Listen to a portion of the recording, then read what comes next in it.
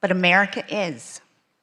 No matter who you are, the freedom to criticize without fear of being destroyed, that's not a bug in our democracy.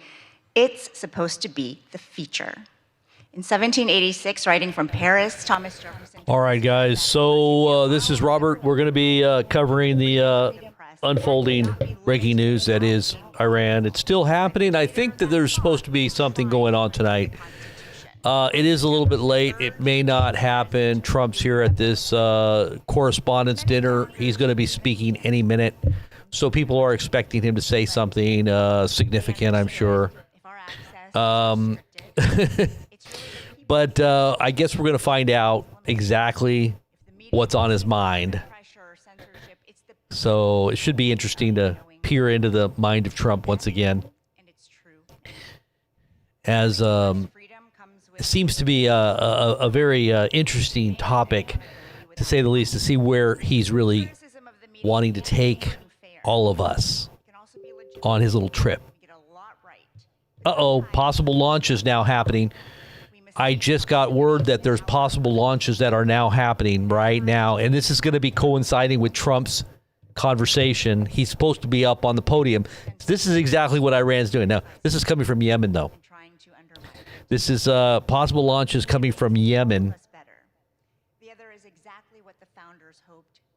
That just happened just now. Okay, so let's put that on. We're going to be covering this. I think Trump is coming up here any minute. But it may be an interesting night. We'll see. I wouldn't put it past Iran to break in and try to, do something while he's speaking on this moment for Correspondents' Dinner. This is a Correspondents' Dinner. Black tie, kind of big deal for all the journalists. So I guess we're going to find out what he's got to say here. As soon as this new Connie Chung wants to get off the... she said she wanted to affect the petrodollar, the U.S. dollar, and its reserve currency status, because this is like a 1-2 punch, the effective blocking of the Strait of Hormuz. Now, the Strait of Abada, or whatever they call it, the Strait of Tears down there by Yemen, and also basically the banning of any exports out of Saudi Arabia. So that's another 10% of global oil taken off the market. Look at this. This is happening right now in Saudi Arabia. Look at this. This is visuals of Saudi Arabia right now. Wow. That is absolutely crazy. Lots of fires. You can see them on the right-hand side, right in the middle, and on the left. Wow. Well, this is only going to escalate. This is only going to escalate, guys. This is happening as Trump is speaking right now. I guess they're going to have to come and whisper in his ear like they did to... he's just criticizing and condemning people right now. You probably don't even want to hear it. He's just using his, words that he uses to describe his enemies. You know how he always puts people down. So it's just not even worth listening to. It's just a bunch of garbage. It's like listening to someone just gossip all day long, like gossip and boast. Gossip, boast, hate, gossip, boast, hate, gossip, then fear mongering, and then war, and then, this is all that we hear out of Trump's mouth all the time. Oh, and then how rich you're all going to get when he does something that's going to make us rich, when in reality, that's not even the equation. If you understand basic math and you know how to add and subtract, you're, on this level of just a, third grader, you could tell that the economy is crashing. Hello, and all the forces that are at work, even all the tech forces, all the technology that we have, AI and everything. It may be helping to facilitate certain things, but it's taking a lot more away than what we actually are gaining from it.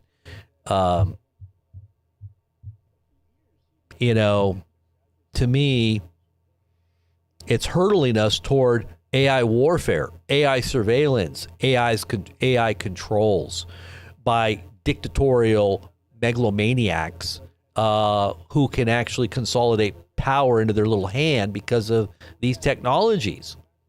Do you really want that? I mean, seriously? No.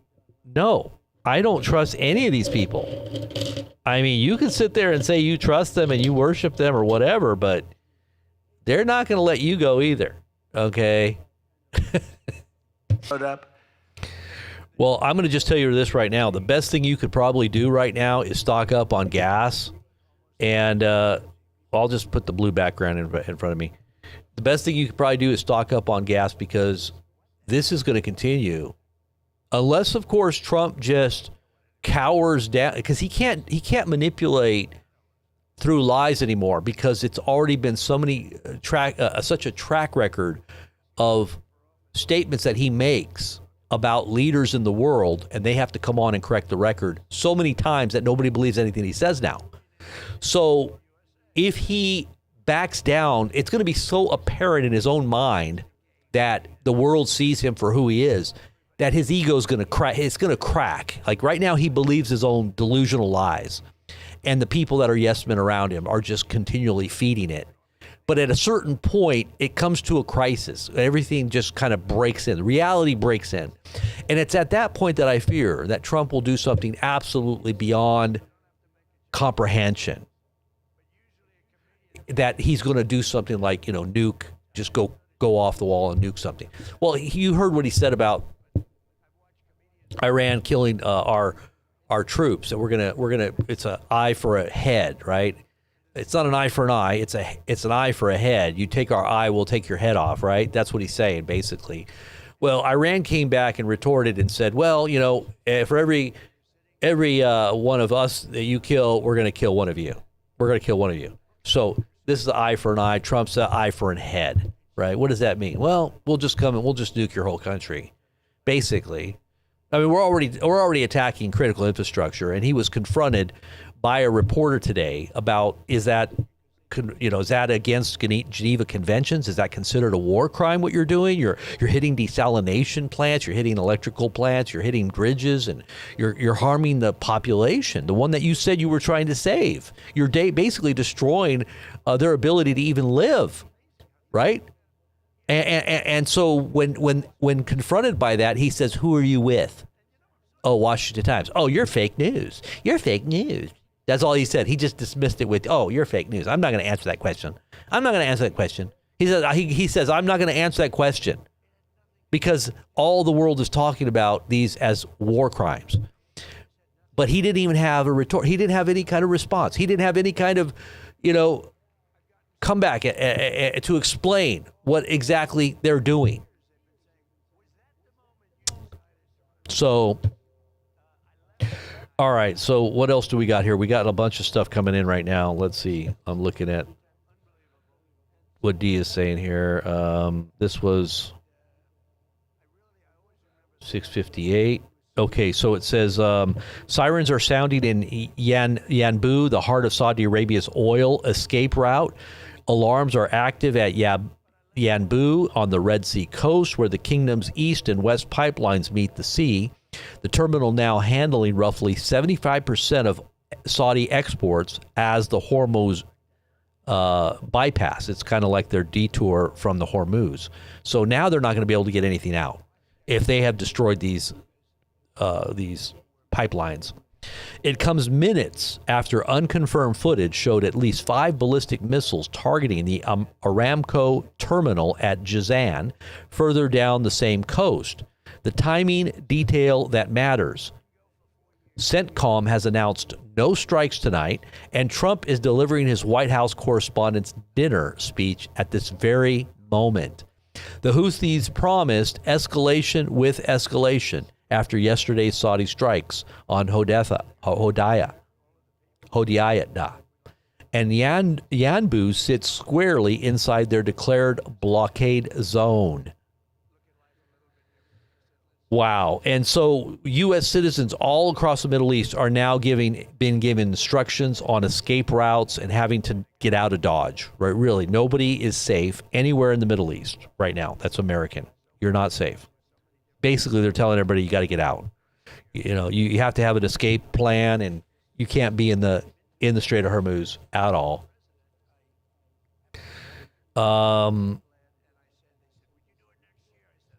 The Strait of Hormuz traffic is still choked off. They're showing pictures of this. Nothing is going through. Now there's no oil going through the Strait of Tears. I forget the way you pronounce the name down there by the Gulf of Aden, right there by the Houthis coastline and Saudi Arabia. And so, well, he's just railing on individuals right now. Trump is not saying anything except railing on individuals. That's all he's doing. He's just railing on people that he hates. Late night television hosts, different networks. It's just a diatribe right now that nobody really has any time to really waste listening to. I mean, I'm sorry I have to say that about the president of the United States, but that's the problem that we have here. It's just a void of, it's a void, a mind that is void of any understanding. Now, maybe there is some other entity that has filled that void that is catapulting the world toward Armageddon. I have to question that, because really that's kind of what AI is all about too. It's an empty void of highly technical processes that are being literally possessed by some conjuring up of, I always said the digital Ouija board of the ghost of the machine. This is CERN on steroids, tapping into the particles that are in that realm that we talk about. They talk about it in the CERN technologies, that they're tapping into portals. They're actually opening up doors for other entities to walk through and to give them the secrets of the universe, right? So if you don't know what CERN is all about, this is what they're doing right now. They're playing with these portals. They say that there are AI portals all different parts of the world right now.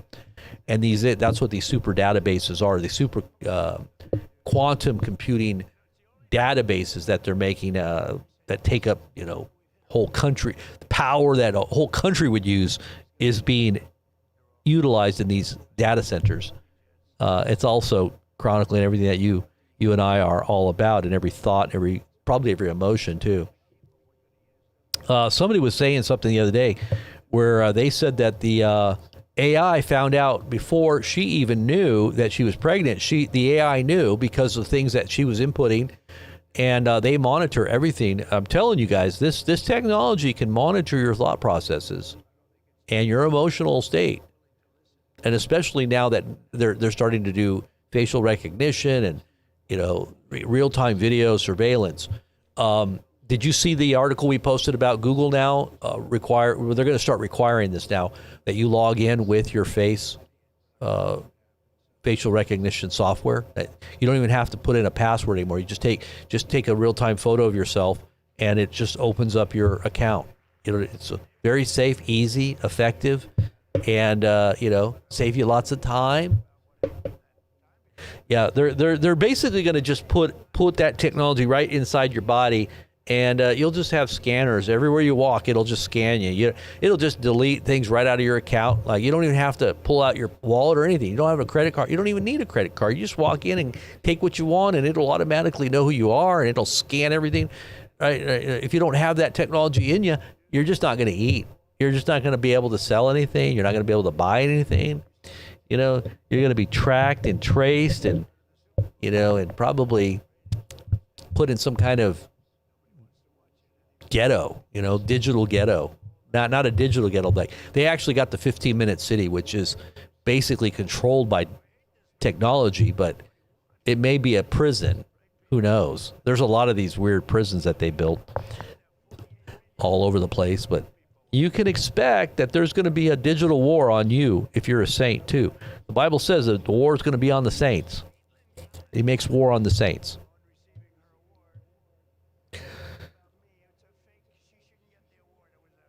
He's just boasting right now, boasting more. All I hear is boasting and putting people down still in the background.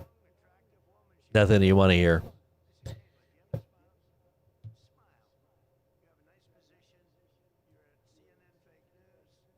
He's calling out fake news this, fake news that. You're fake news. You're fake news. He's disparaging people right now. This is I'm sure this is going to make the news. I'm sure there's going to be a lot of distractions so that people don't really watch what's really happening. Okay, so here we got some new updates. Okay. So sirens. Okay, so West Pipeline. Okay, there we got that one. All right, this is visuals right here of some more visuals. That was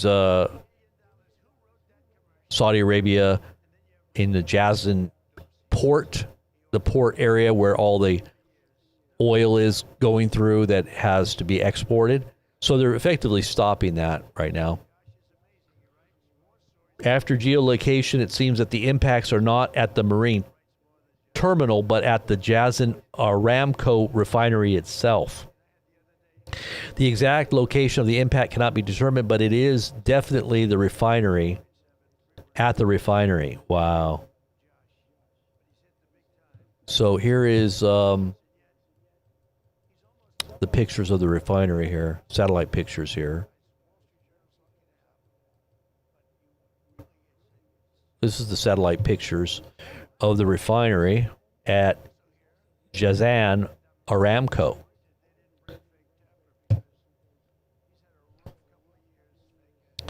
So this is what they're saying has been targeted.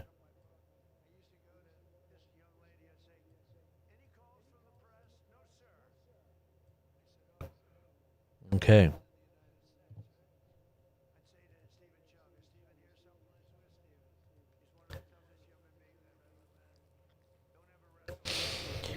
All right, so what else we got here?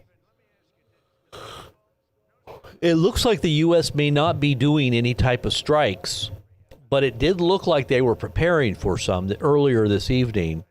But from what I've been hearing, that it looks like that there's not going to be anything happening. But you can bet your bottom dollar that this war is spreading. Other countries are now engaging. When you've got Saudi Arabia, you've got Yemen involved now. Oh boy!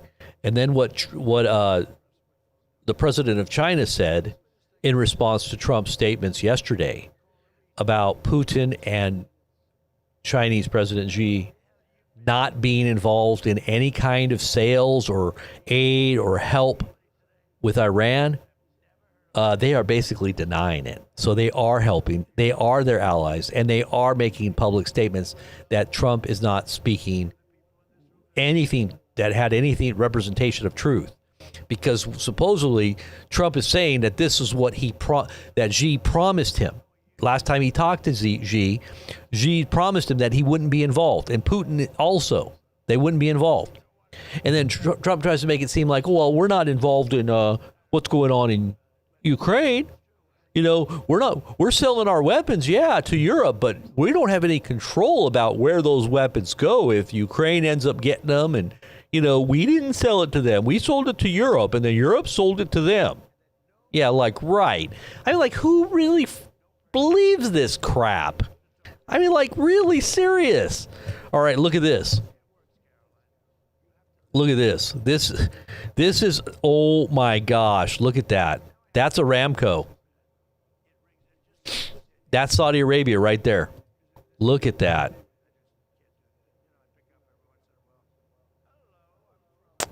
Wow. Okay. So it says the Aramco refinery in Jazan, Saudi Arabia, is burning. How does it feel? This is what the Iranian channel is saying here. How does it feel that the Zionist American Wahhabi Alliance, now the Wahhabism is basically a sect of Islam that's, I think it's kind of a more extreme kind of more militant form that is in Saudi Arabia. So remember when that big shooting took place under Trump's first administration? It happened in Vegas. Remember that? And all those people were killed.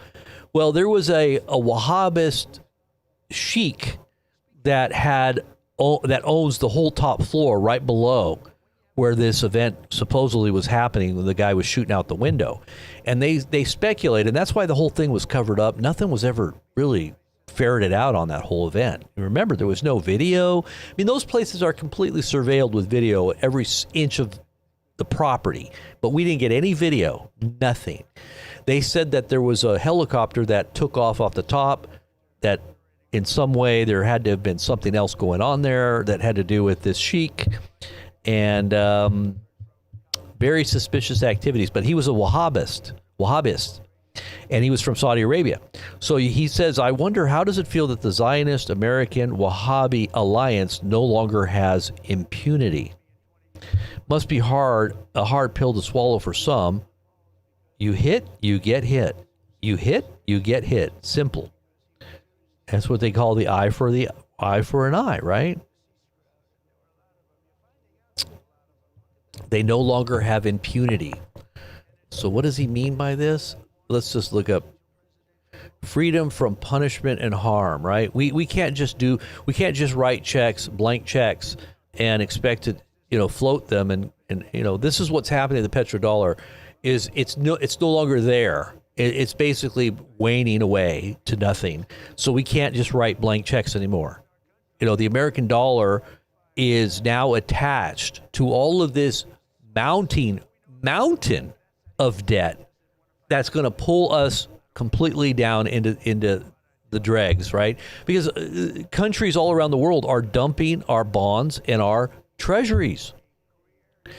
Why are they doing it? That's going to cause a huge amount of inflation on top of it. All those dollars got to go somewhere. And where they're going to be bought up by us? Are we going to buy back all our debt? I'm just telling you guys what is happening with the petrodollar, and it's centered there, right in Saudi Arabia. Why do you think they're attacking Saudi Arabia right now? Because the petrodollar in the 70s was made the world reserve currency because of agreements with Saudi Arabia that America had. And that's what created our world reserve currency, petrodollar. Now, with all this happening, this is an attack on America's quote unquote freedom that we receive from our money, right? Our money is literally burning right now. It's literally burning. It's burning up. It's becoming worthless unless you have invested in something tangible that will hold value. And they say that, gold, real estate, whatever. But even then, if you have a failing civilization and a collapsing economy with the ramifications of civil unrest and Mad Max, does it even matter at that point? You got war on your soil? I mean, look at what's going on in these countries where they're being completely destroyed. Can you imagine that happening in America? I think it could be even worse than that. I mean, we're talking nuclear war here with the superpowers. That's what we're talking about, guys. We're talking about nuclear war. So Saudi Arabia condemns the unprovoked attack, quote unquote, unprovoked attack against its energy infrastructure. How could they say it's unprovoked? Saudi Arabia just went in and bombed Yemen. And the Yemen government said they're going to respond. So I don't know how you can say that's unprovoked.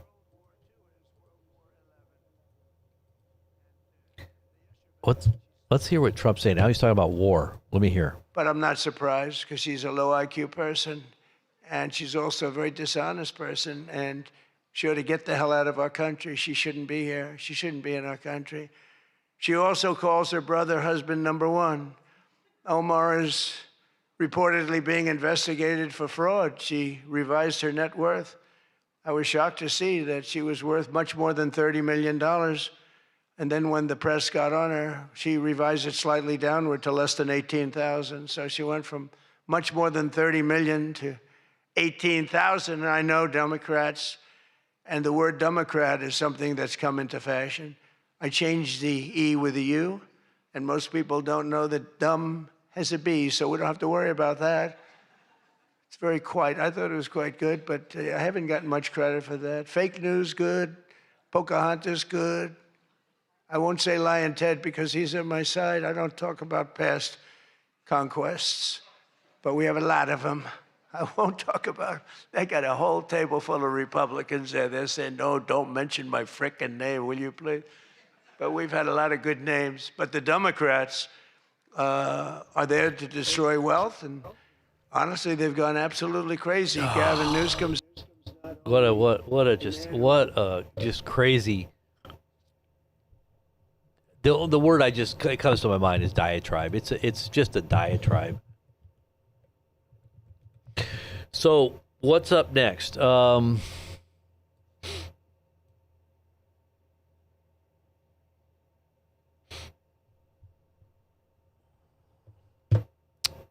What else here is happening? Yeah, things are definitely getting crazy.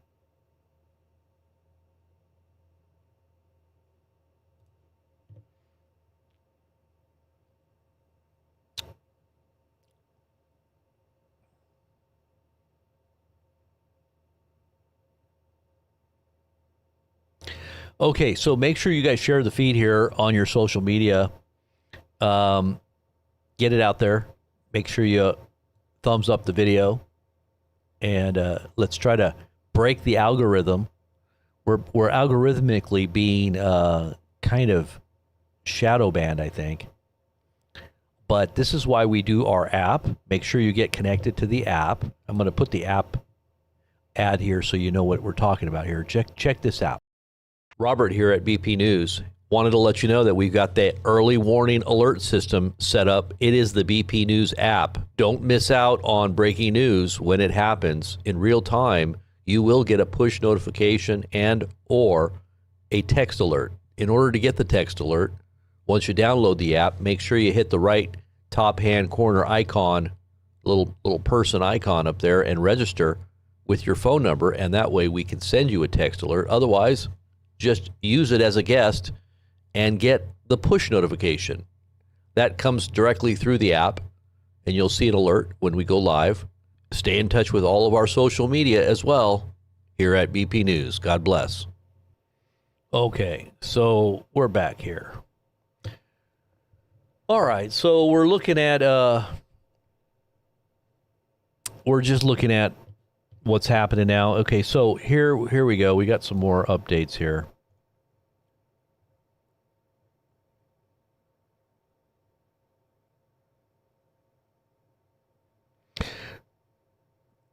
So it looks like the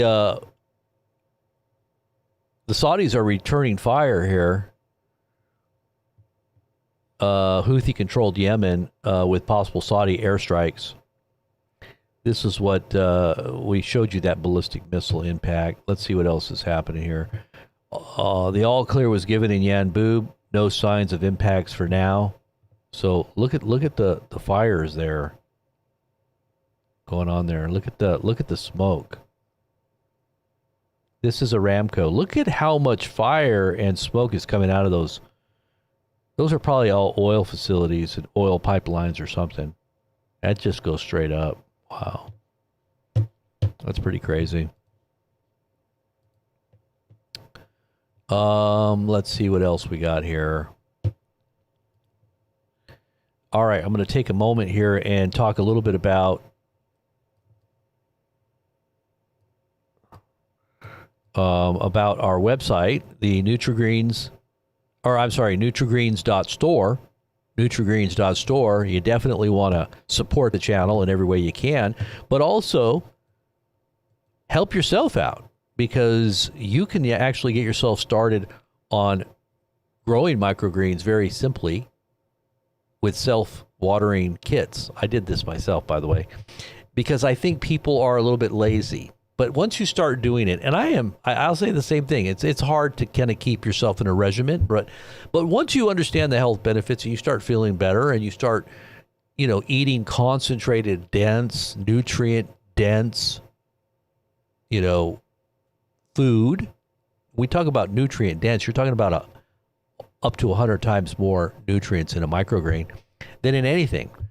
That's why they recommend them to cancer patients, to anybody that has inflammatory disease, heart disease, Alzheimer's, dementia. This is going to stop and or reverse these types of problems when you do get into microgreens. So when you go over here, check out the video. Now we're putting all this together right now. So I'm going to be doing a real in-depth video. Not really in-depth, but just it's basic because it's so easy to do. The videos doesn't have to be all that much because it's pretty simple. I made it that way. So all you do is you just get the kit, has the dirt in it, it has the seeds in it, and you just put it in there, water it a little bit, and then you fill up the reservoir and then set it aside. Forget it. In 6 or 7 days, you will have a full crop of microgreens. And I give you 6 crops in this one kit. And if you get 3 kits, then you space them out and you'll always have microgreens coming in every week. And it's not that much money compared to having to go out and buy this. If you were to buy it in the store in the little packages you buy it in, it's like $8 or $10 a package. You're getting from this kit, I think the kit's $19.99, or if you're going with the 3 kit, it's $40. But the 1 kit gives you probably about 8 of these packages that you would buy in the store. 8 of them. And if you think about it, even if they're $6, which they're not, they're usually like 7 or 8. And the reason they're so expensive is because it does take it's a process, and you got to get them fresh. And this way, when they're like this and they're growing, they're fresh. You can cut them as you go, or you can just harvest them and put them in your fridge. They'll last up to 2 weeks if you do it right. Don't let there be any moisture. And you're getting 8 grows, full grow tray. And half of that is what you would buy at a store for $7. So think about that, 8 and cut it in half, 16. You got 16 little packages you'd buy in the store for $7 or $8.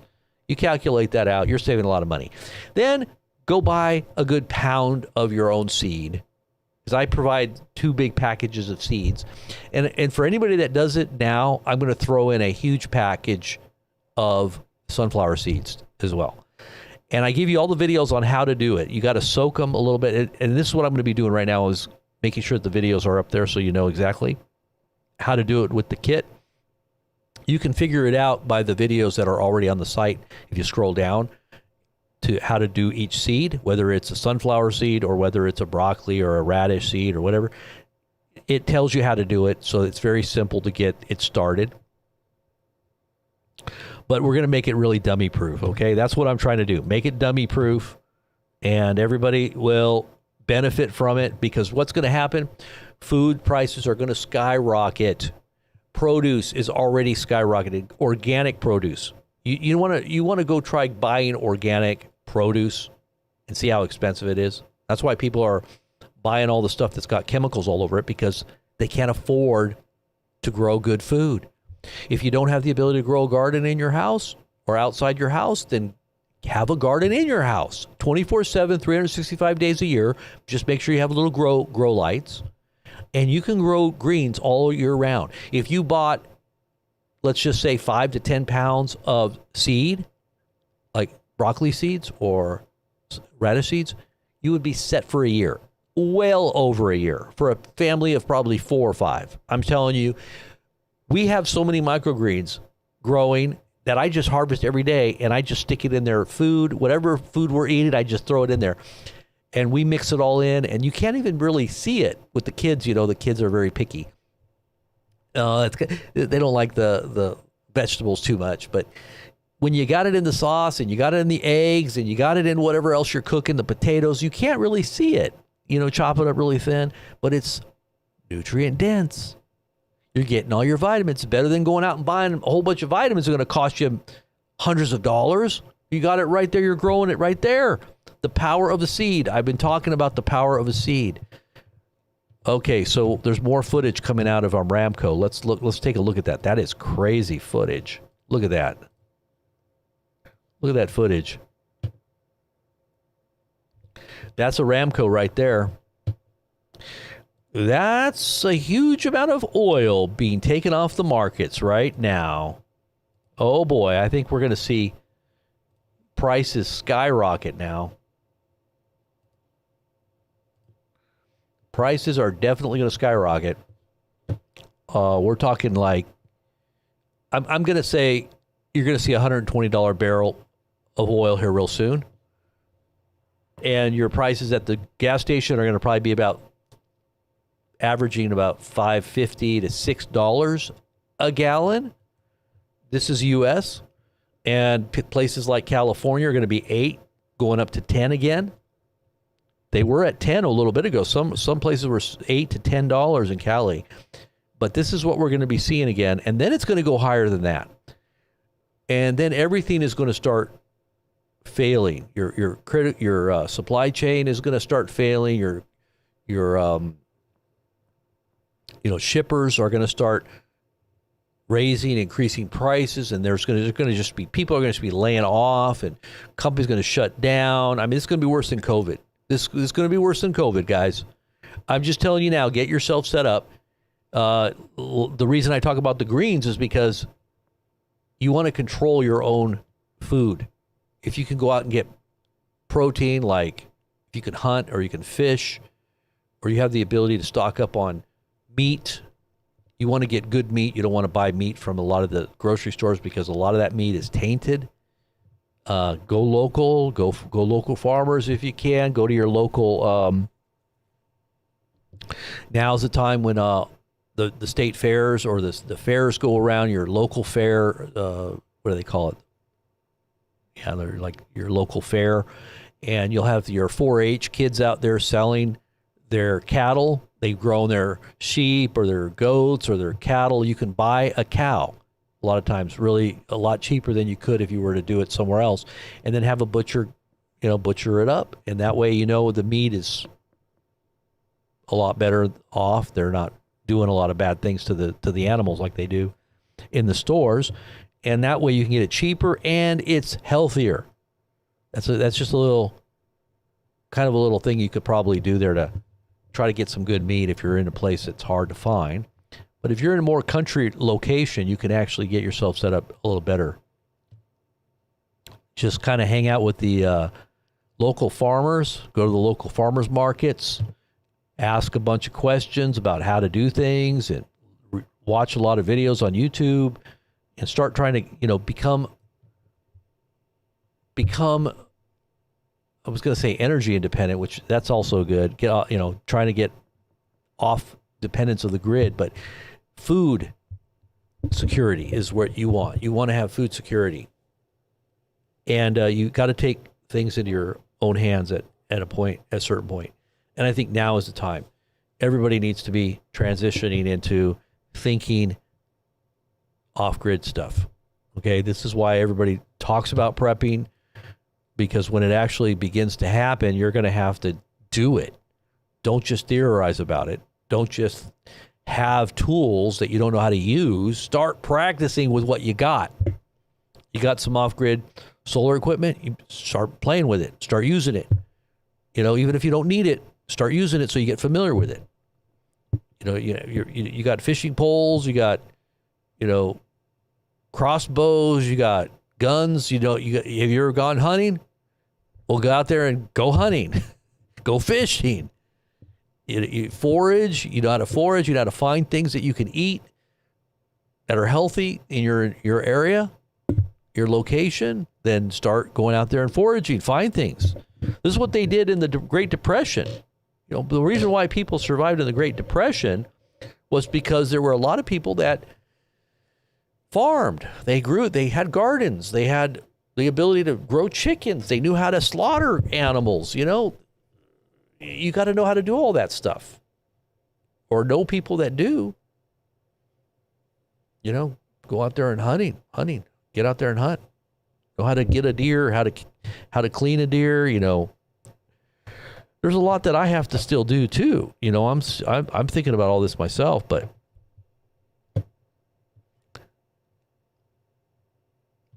I know it's hard to have to think in these ways, but it's better to be ahead of the curve than to have to do it after the fact.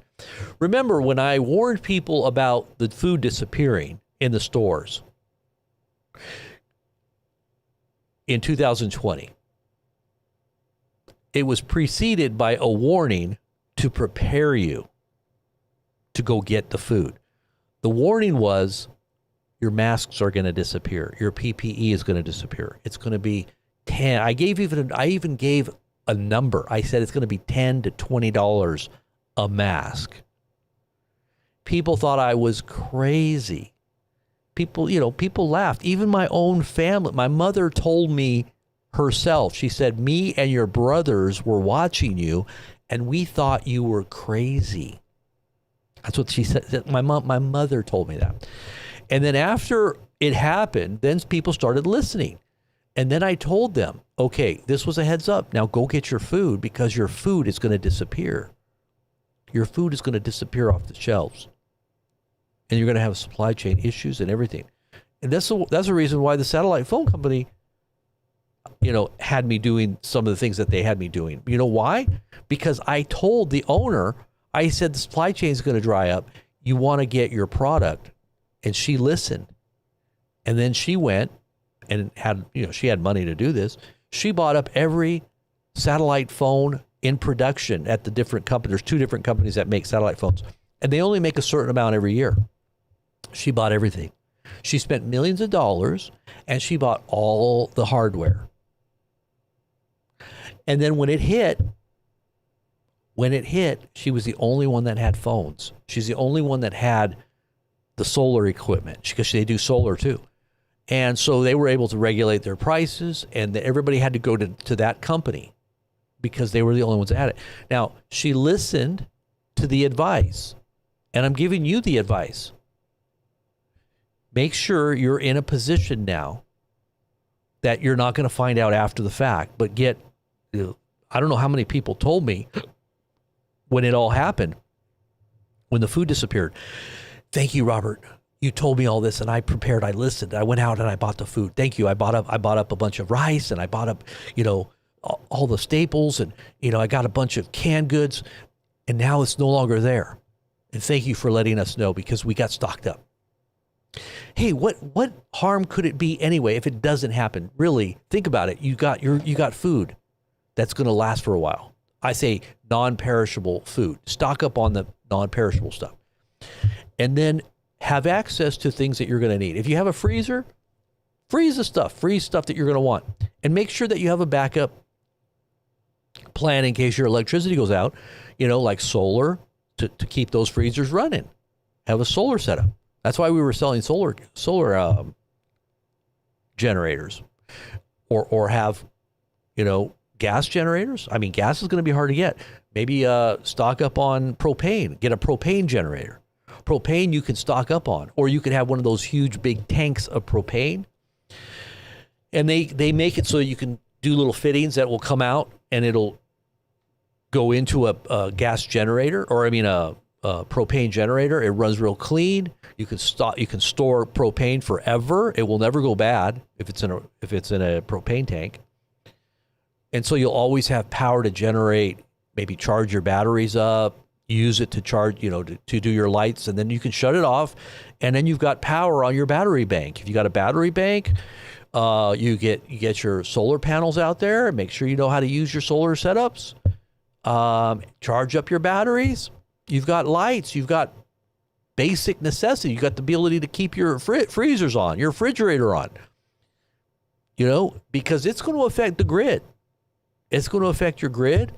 It may affect your pumps, your power to get, be able to get water in your house. If you've got a well, you better be able to keep that well running. And if you're dependent on the city and you're living in a city, you better have a bug out bag. You better know where to go. All right, so what's going on here? Let's see. Oh, wow. Saudi Arabia is burning. Look at this. Look at this. Look at Saudi Arabia. Look at Saudi Arabia. It is literally burning down.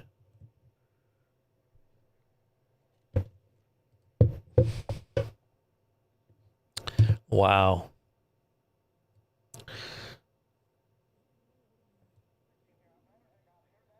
Wow. That's crazy, guys. While Trump's at his correspondent dinner, you know, chucking it up, hucking it up, chucking it up.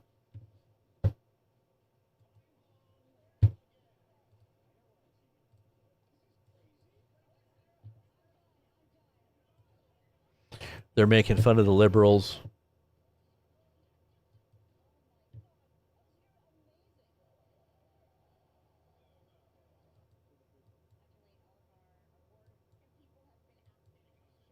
Let me see what they're saying here.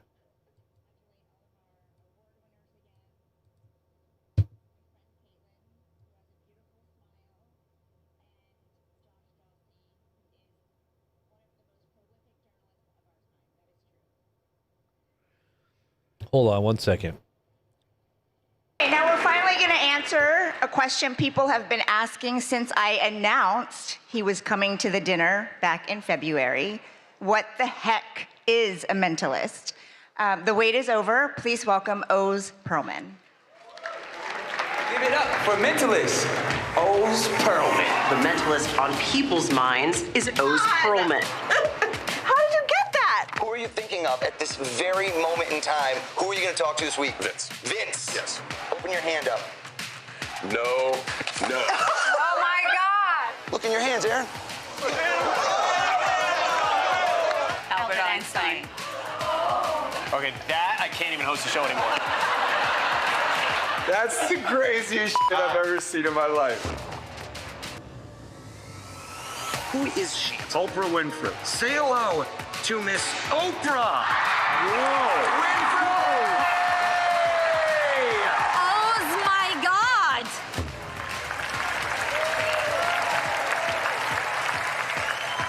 Oz, what is the stock I'm thinking? Disney is about to roll That's out ridiculous. a No, streaming that is not service. possible. No. Wow. Wow. If there's something freaky in here, I'm better heck out of here. There better be. I'm out. How the heck are you doing that? You're at the top of your game, dude. Barack Obama's who just thought of. Get the fuck out of here. How is that possible? Mind blown again.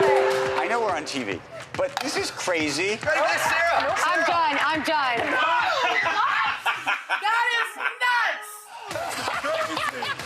Oh my God. Oz, you're amazing. So he's an occultist. So I wonder if he's really channeling like demonic powers. So there might be reality to what he's doing. That's why they have him at this correspondence dinner, right? It's like shattered my worldview. I have to rethink how I think about everything. Please welcome to the stage, Oz Perlman.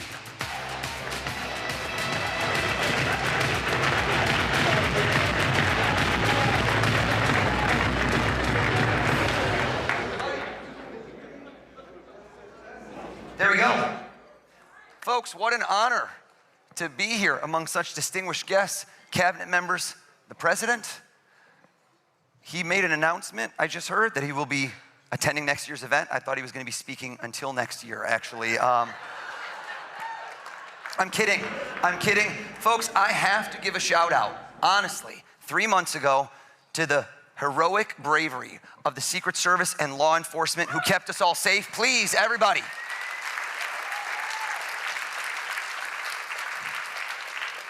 I felt truly blessed that day to go home and be able to kiss all my kids, and yet cursed that every single day since, everybody I meet, including now the President of the United States, goes, if you're such a good mentalist, why didn't you see that coming?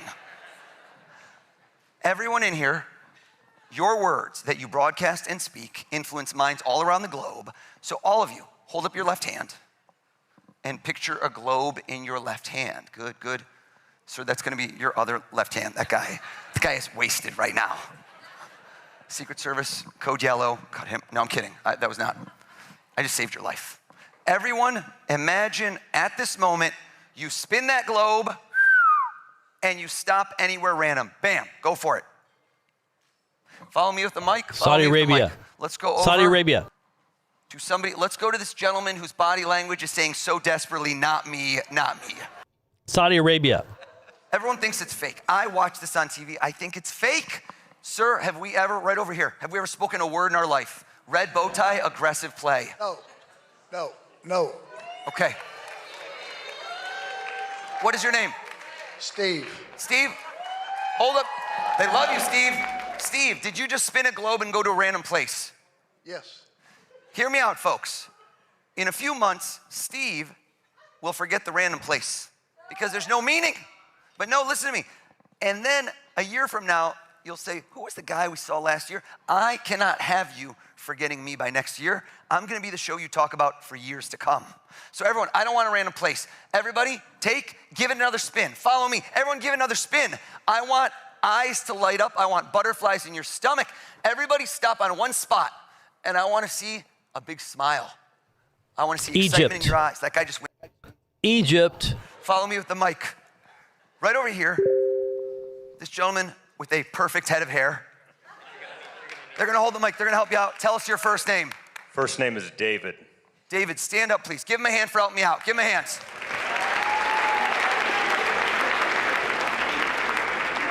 David, I don't know the future. I'm not a psychic. I would have called that 3 months ago. I read people. Hold up your hand. Try not to react. South America, North America. Look down again.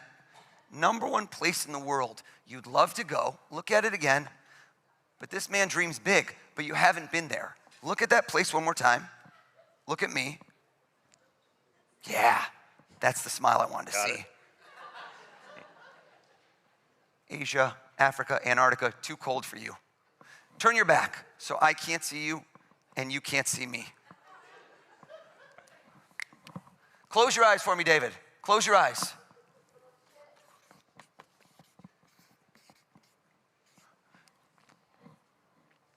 David, was there any hesitation in your mind? Were you on the fence? Look, the shift in the posture, the weight on the right foot.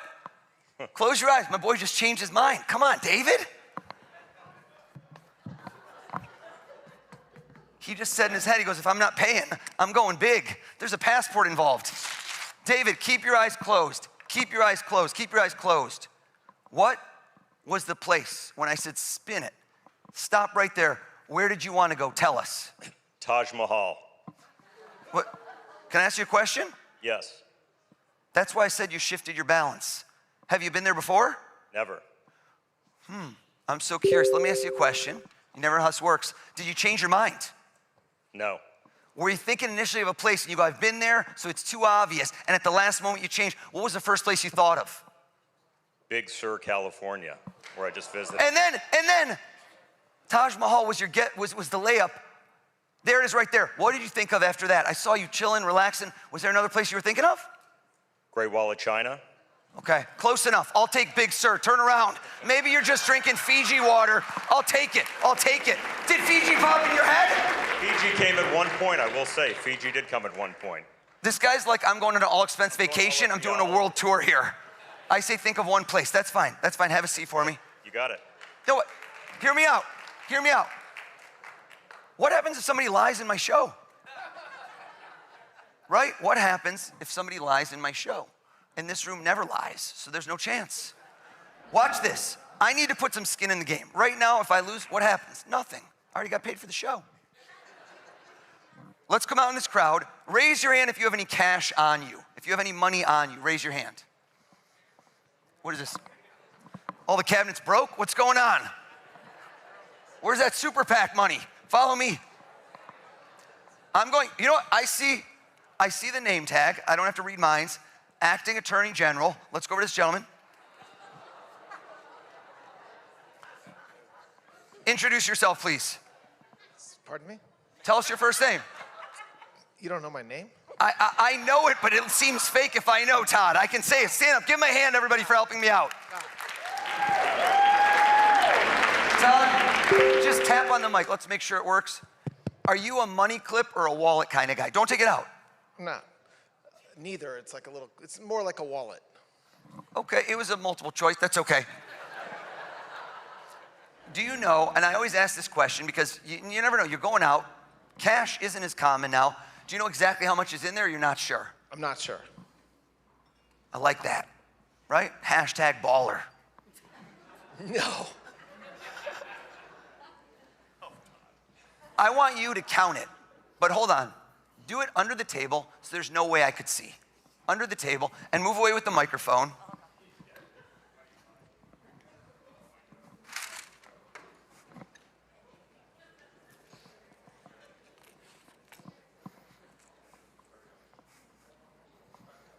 I picked the right guy.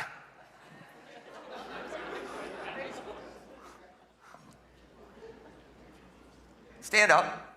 Lie to me. Don't tell me how much money you really have. Make up a lie. Make up a lie. Lie to me. How much you got?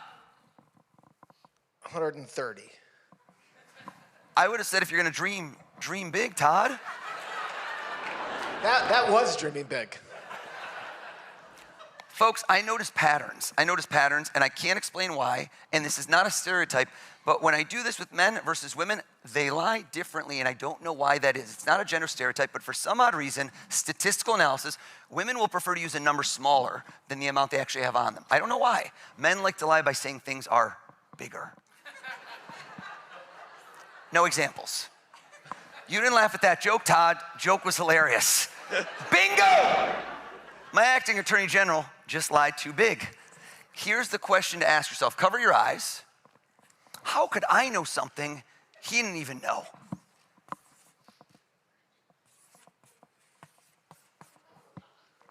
I'm gonna show you over here. I'm gonna show the president. President's still admiring the Czech crystal, I'm noticing. Those are beautiful chandeliers, sir. Open your eyes. How much you got, Todd? $85. $85, everybody!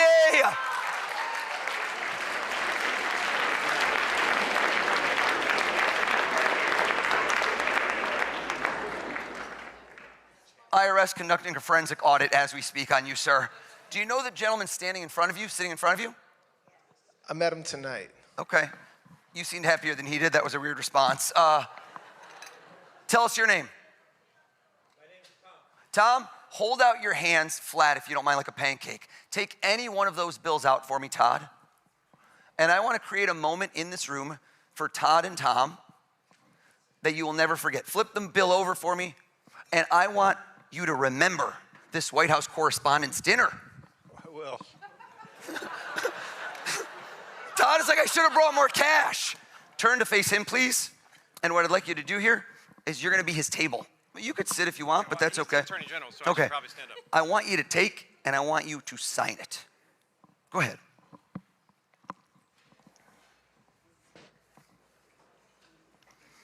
And then hold it up so everyone can see the federal offense you have just committed. He just clearly lost the Senate confirmation hearings on camera. I'm teasing you, Todd. Todd, did you sign that bill? I did. I don't know why you're smiling over here, Tom. You're an accessory to the crime, sir. Okay. This is the acting attorney general. I want you to take that bad boy, fold it in half, please. Fold it again, and I want you to recount the moments that just happened under oath in court. Did you touch that bill, Todd? Yes. Did Tom touch the bill? Yes. Did anyone else ever touch that bill, sir? I'm sure someone else did, but not tonight. Okay, well, statute of limitations. I want to make sure nobody ever wants to touch it in the future. Fold it in half, fold it again. Sit on it.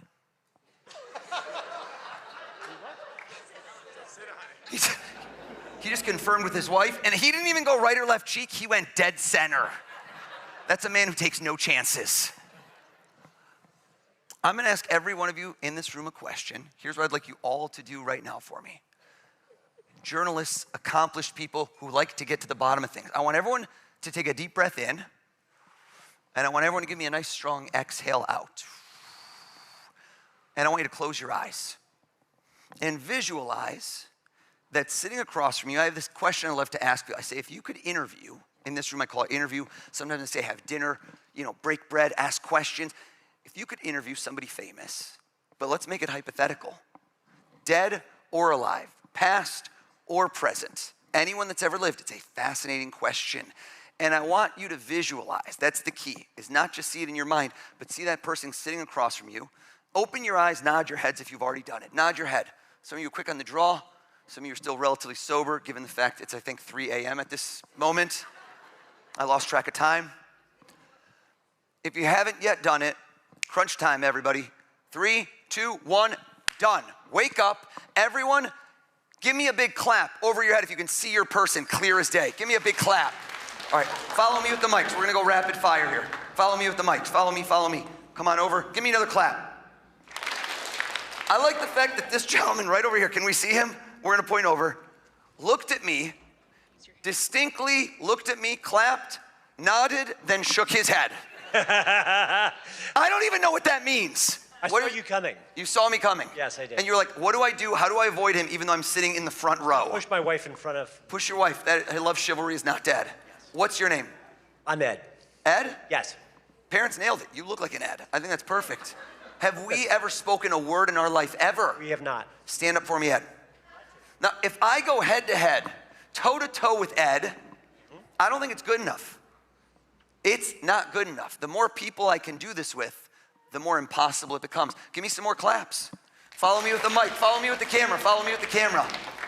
Oh, follow me, follow me. Come on over. This was an incredible smile.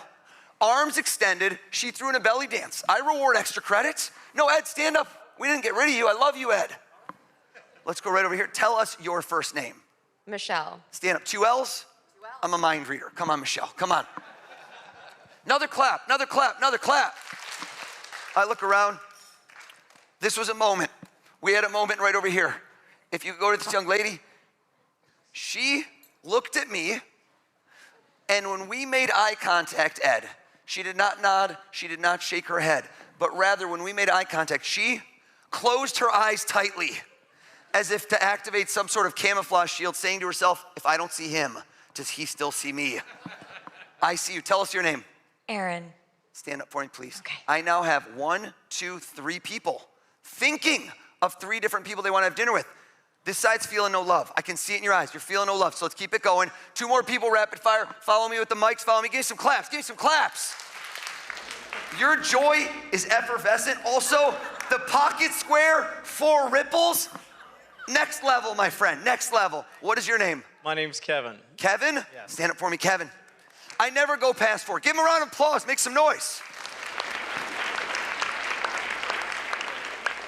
But this is not just any event. This is the White House Correspondents Dinner. It's been going on over 100 years. I'm the first mentalist. One more group, right over here. I didn't even tell you I would do this. Give me a clap. Let me see it. Who thinks they have someone I will not get? You will be my Fiji water. Who will that be? Give me a clap. Okay, all of you with the big clap, you're too confident. I don't like it. I like the people that are on the fence. I like this young lady right over here. This young lady looked over. She squinted at me. She didn't clap. She just gave me an I'm looking at you, buddy.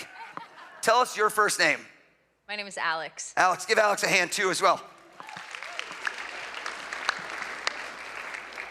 Alex, Kevin, Ed, Aaron, Michelle with 2 L's. Each of you, I asked to think of somebody famous sitting across from you, and you are at the edge of your seat, scintillating, asking them questions. Sit down if it's Jack Kerouac. No. Folks, don't hold the applause in. Let it out, let it out. That's so obscure. Like, you should not have gotten... Never bring a knife to a gunfight. Joke is too soon, too soon, too soon. Have a seat for me, please. That's it. That is 100% it. I know. I can read your mind. You know, That's what you know that. Yeah, you don't have to keep telling me. That was it. Have a seat. Thank you. I like how Erin just rethought her choice. She's like, mine's too easy. Mine's too easy. There's no way you would know. Kevin, you are a ball of positive energy. Just looking at you has uplifted my mood without caffeine. I can tell you for a 100% fact, I'm not even gonna hedge, not 99, not 100% live TV. Your person is alive and well, am I correct? You are correct. How did I know that? Your vitality, your energy. Versus if we could point the camera at Ed, Gerard, Ed is over here, that's that guy. Ed has dead guy vibes written all over him. Come on, man, I'm feeling pretty... Is it a dead guy, Ed? Vital. Is it a dead guy? It is a... Yeah, classic Ed. That's hilarious. Yes. Yeah. Dead guy. Why are you on the fence? No, he's definitely a dead guy. You weren't sure if he was dead or alive? No, I'm saying I'm vital. I'm just saying he's dead. Oh yeah, it's nothing about you. You're gonna live to 120, baby. I'm talking about the person you're thinking of. Yeah. You know what? Arms behind the back, this guy's very proper. He's done a lot of World War II biographies. Sit down if it's Winston Churchill. You're right. Yeah. Folks, I'm getting 6% applause on things that deserve 120. Have a seat for me, Ed. Have a seat, Ed, have a seat. Bless you. I knew you'd sneeze right then. Aaron, playful hair adjustment, always a guy. It's always a guy. The hair adjustment twice, it's a guy, am I right? It's a man. I could tell. It wasn't playful hair, but it was just an adjustment. Okay, there's no implications here. I like how Tom just told Todd, he's like, why didn't you bring more money, bro? Why didn't you bring more money?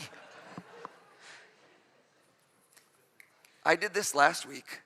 I filmed my Netflix special. And I did this, and the last person standing thought of a movie star. And when I got it right, he did not sit down. And the tension grew in the room, and I said, sir, did I get it? He goes, yeah. And I go, okay. And he goes, oh yeah? What movie am I thinking of? I'm like, buddy, there's no on-demand feature. It's always, I wonder what movie she's thinking of his, but I'm gonna go with it. Do you know what question you're gonna ask him right off the jump, or is it more just a flowing conversation? What's flowing, just flowing. Flowing, I love that. And you were debating, and I was thinking like, oh, I think he's passed away, am I correct? Correct. It seems somber. Yeah, But not summer, but passed away. Okay. I don't know which movie. Tell us all, who are you sitting down to dinner with? Who's across from you during this scintillating interview? Jerry Garcia. Are you wrong? Don't ever doubt me again. Don't you ever doubt. You scared me.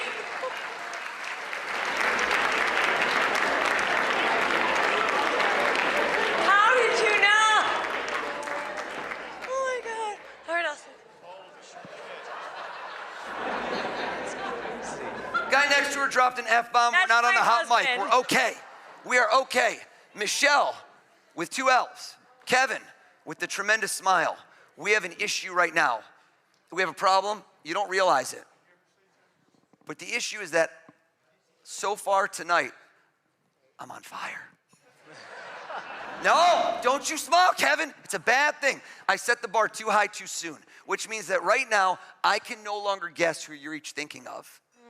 Because you will say to me later, what'd you think of that guy O's? And you're like, he's pretty good, but then he did it 4 or 5 times, he plateaued. Kevin, I don't plateau. I peak. So I'm gonna hand each of you, we're gonna hand you each a poster board and a marker. If we can grab, come on, I need you. We're gonna hand you each one. Don't open the markers yet. The markers, just because people try to unscrew them, they just pop. Don't do that, Kevin, don't do that. Hand each person one, and each of you, very important, don't open the marker, hold them close to you, hold them sideways. Landscape is good. Okay. Landscape. A little twist there, Kev. There you go. Thank you so much. Beautiful. Freeze. I'm not gonna guess who you're each thinking of. I'm gonna do something exponentially crazier. You're gonna talk about this for years. This Frisbee I purchased for 82 cents. Amazon Prime, free same-day shipping. This Frisbee has a 1.5-star review. This is literally the worst Frisbee in the world. I could have my friend Tom Brady right here trying to throw it to you. It would not land. It does not fly true. Let's see, who could we get? The president? Yes. No. Will you just throw it for us? Is that okay? I don't know if I can aim it. Secret Service, is this okay? They just went code red, mentalist, no. Is that, I can't throw this, we'll see what we can do. We'll see what we can do. I don't know if I can aim this thing, President. There, okay. You know what? I have a better idea. Throw the hat out in the crowd. Let's go. Someone catch, or nobody catch. Glassware down. This guy just became his VP running mate in 2028. Hear me out. Okay. Are you okay? If you'd like, this is entirely your choice. You can help me, but the Frisbee goes further than the hat. So it adds elements of excitement and randomness versus the hat had about 3 people to land because it appears I've made half the room disappear. Would you like to keep it or would you like to throw it onwards and make this even more random? Actually, I would love to keep it. Would you like to join me on stage and be my mind-reading protege? Oh, why not? Give her a round of applause, everybody.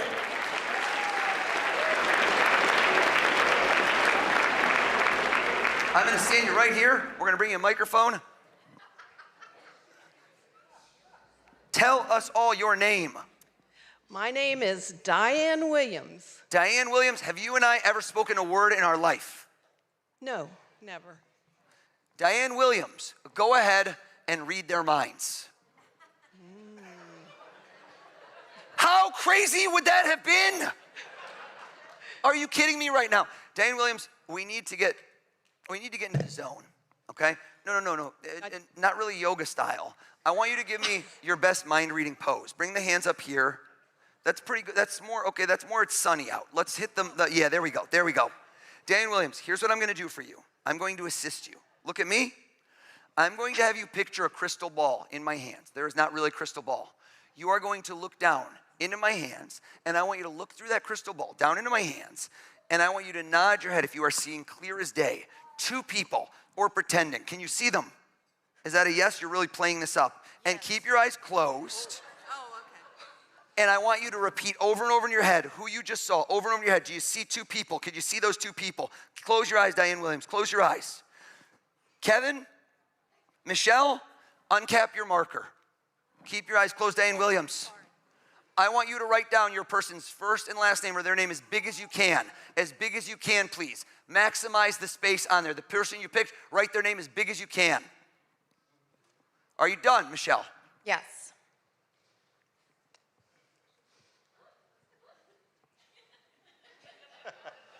Take your time, Kevin. I'm getting bored of my own show. Kevin, you're done. Done. Diane, wake up. Come back to the light. Now, I'm going to give you one clue, which is that we were able to ascertain that his person is alive. We said that earlier. Okay. So I want you not just to look into that beautiful smile, but look into his eyes. See the reflection across from him and tell him who is the person he is sitting down to dinner with. The person is alive. Who is it? Michael Jordan. Michael Jordan. Stop. Oh my God. Stop. Folks, are you alive in this room right now?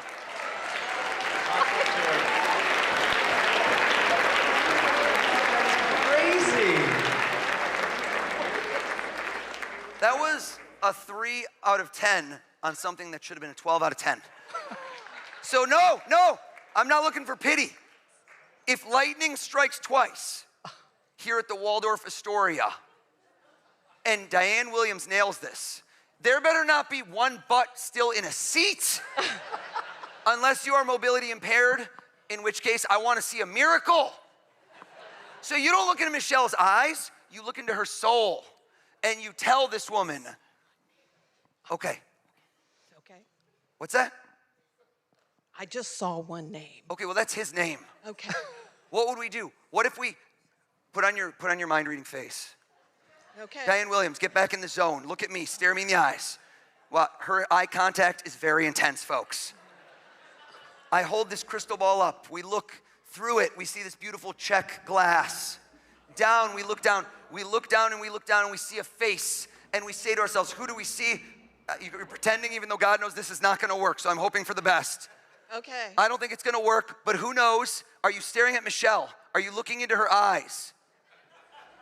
Look deeper, look into her soul, and give it your best shot. Diane Williams, who is she having dinner with? Could it be JFK? Turn it around, turn it around, turn it around!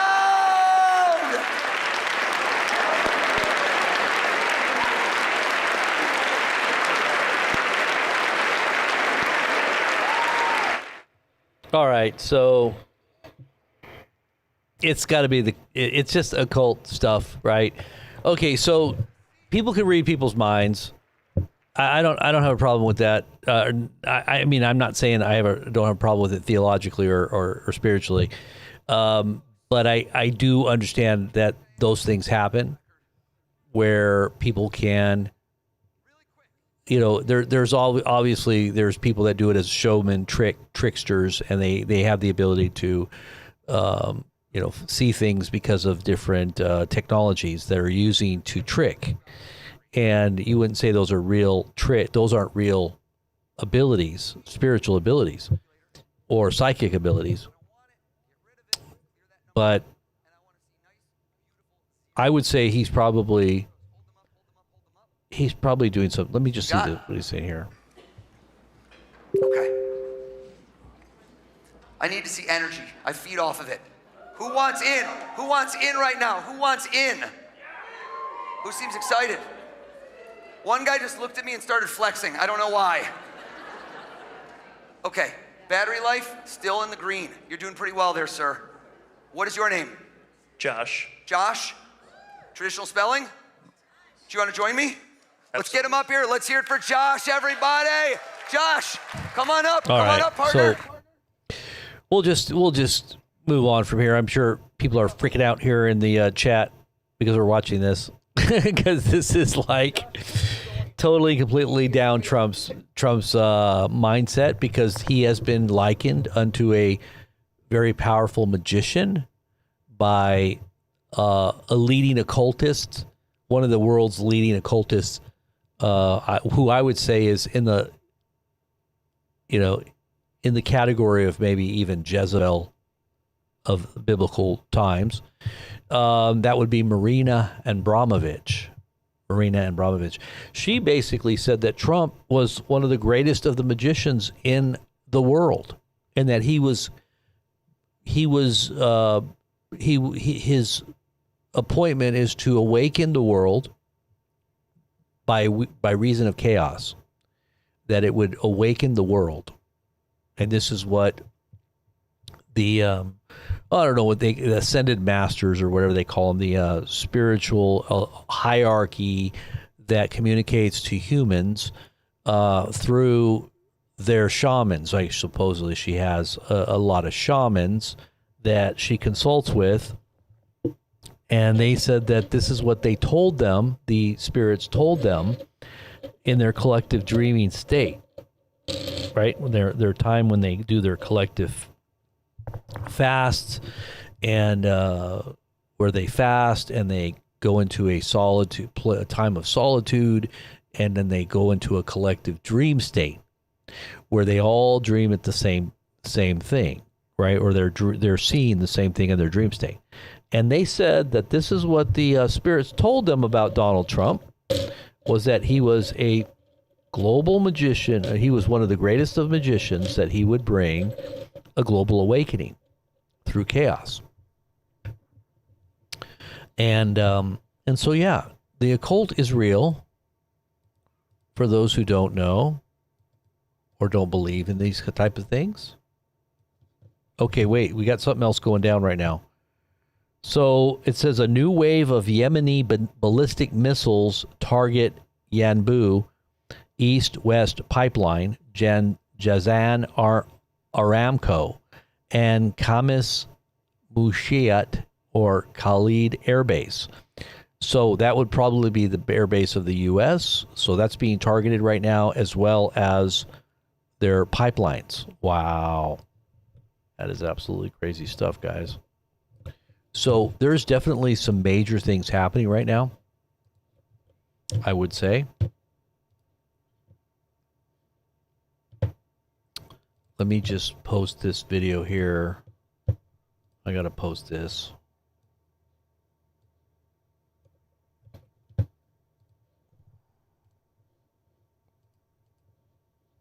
On our Telegram page. If you're not a part of the Telegram page, you want to stay up to speed on what's going on right there. And this is our Telegram page. We have about 20,000 people there. You definitely want to be connected on Telegram if you want to get up-to-the-minute updates as they're unfolding. When we're not live, we're not on a stream, You're probably not going to hear from us unless you're connected to our Telegram page.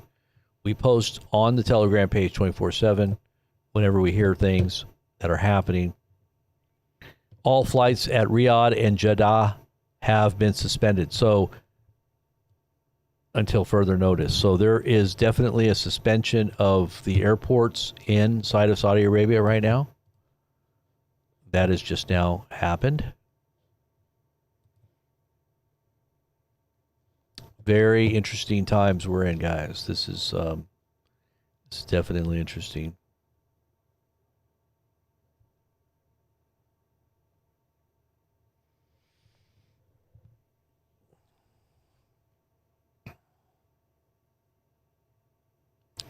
Yeah, Kim Clement did the same thing. Hey, I don't have a problem with God showing you things about people because I've had that happen where God showed me something about somebody or about a situation before it happens. Don't have a problem with that. If God knows the end from the beginning, he can show you whatever he wants to show you. It's all chronicled throughout the Bible. You could say it's psychic ability. And yeah, there is forbidden abilities that people have that are not sanctioned by God, that are not coming from the Holy Spirit. And you would say that could very well be demonic influences, may not be seemingly evil. It may even seem like it's helping people. It may entertain people, maybe for entertainment value. Maybe it's, as some type of Ouija board that gives information about future events that people want to tap into. Remember, the witch that followed Paul the Apostle, she was under the cover of being an adherent. And it says that she walked with Paul many days in his company, and she continually said, it says she continually spoke and lifted up her voice, continually speaking about the apostles. These are men of the Most High God who come to show you the way of salvation. Hear ye them. Hear ye them. Listen to them. They have a message that is from God, right? And it says that after many days, Paul was vexed in his spirit because he knew it was coming from a source that wasn't from God, even though it was saying everything correct, even though it was giving honor to what they were doing as being from God. He turned to the woman and cast out the evil spirit, and then her ability to give fortunes was it became, it was no longer her abilities were gone, right? He cast the demonic powers out that were giving her those abilities. So her handlers, and she was a slave, right? They were using her to make money. They were using her to give fortunes and to make money. Her handlers were angry at that moment, and this is why they put them in prison. They took Paul, and I think it might have been Silas, and they put him in a prison because of what they did. So when you're dealing with some demonic powers, you definitely are going to have repercussions when you're casting out spirits, because your powers are in God, are greater. And, well, if they're greater, then why did they get put in prison? Isn't God able to stop them? Well, a part of the prison process of that they ended up in was a part of the witness. God took and used that for even greater glory to his name. So just because something bad happens and God didn't stop it from happening doesn't mean that it's not a part of God's plan. So you have to look at everything. Yeah. Have you ever called someone and said that you were thinking about? Yeah. And I think there's a point to be made that God may show you something about somebody, and that's for the purpose of praying for them, possibly, or, giving them an encouraging word, or maybe helping to minister to them, or, but if it's for the purpose of manipulating people or tricking people into a place where they shouldn't be, or, the devil can do certain things too. Angels of light, the Bible calls it.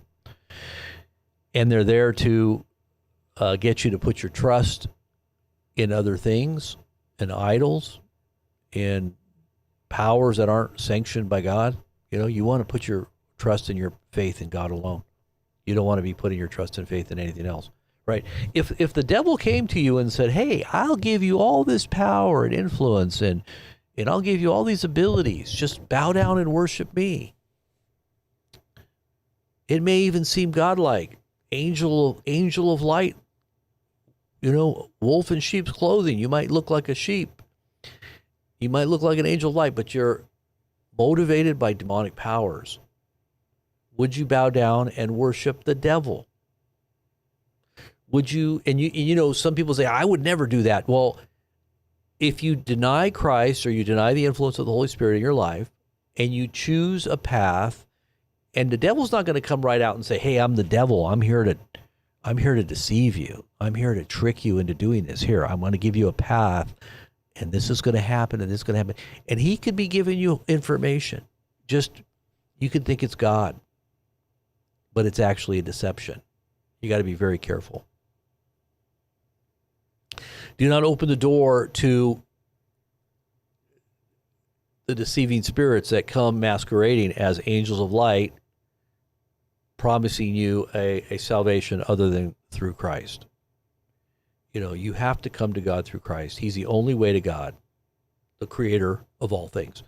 And all that people are doing like that are doing this, they're worshiping the creation, because those are fallen spirits. Those are fallen entities that have now come to deceive humanity, right? Through all the different religions and all the different spiritual offshoots. They're ultimately leading you all to the same place, right? So why would you worship and serve the creation rather than the creator who is forever praised? It says it right there in the scripture. They worshiped and served the creation rather than the creator who is forever praised. And I think that's Romans chapter 1. So we want to make sure that we are focused our hearts and minds on Christ and his way. And his way is the only way, right? I am the way. I am the truth. I am the life. No man comes to the Father except through me. I am the door. I am the portal. Any man hears my voice and opens the door, I will come in and sup with him and he with me. If you can't go into the sheep pen unless you go through the gate, and who stands at the gate and watches over who goes in and who comes out? Jesus. And he says, if you go in any other way into the sheep pen, you're a thief and a robber if you don't come through the gate. So you have to go through Christ. There is no other way to God except through him. Okay, otherwise you're following a deceiving spirit.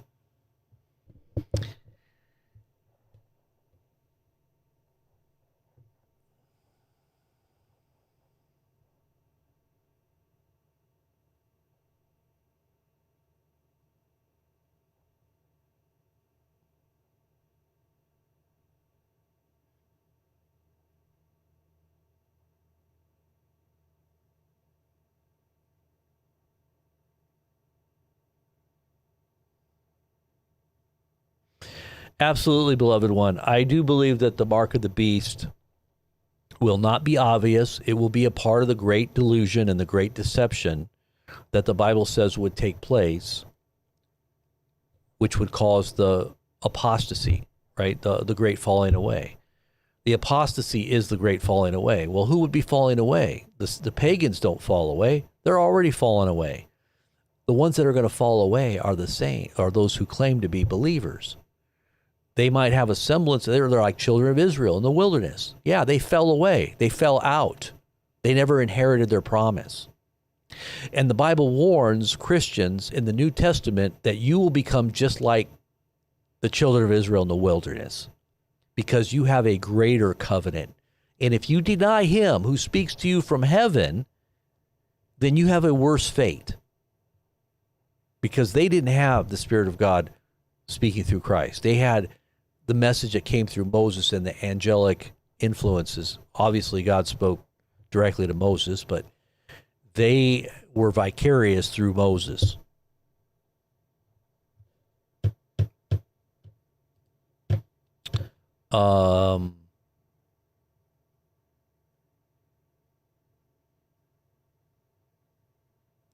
Yeah, that whole thing about Trump saying about Nicki Minaj twerking, that was kind of weird. Don't you think that was weird?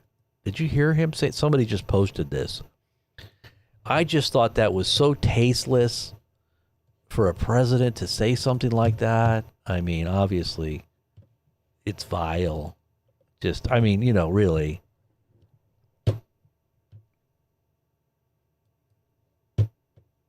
But that's where the country has gone in their mind. Their mind has gone down the crooked and perverse pathways. We need to be,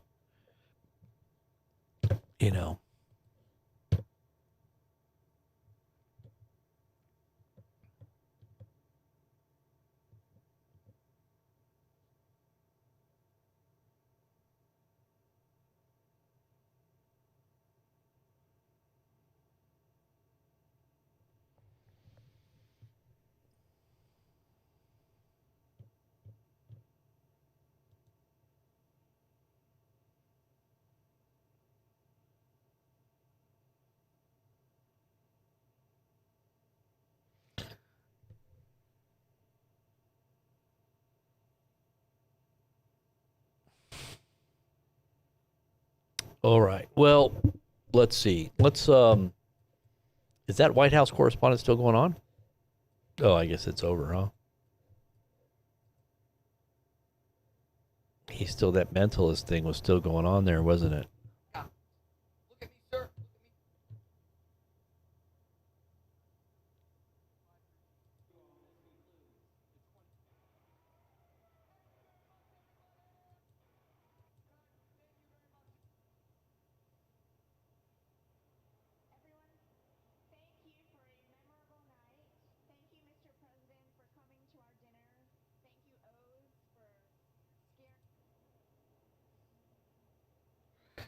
Yeah, I was just looking at what happened there.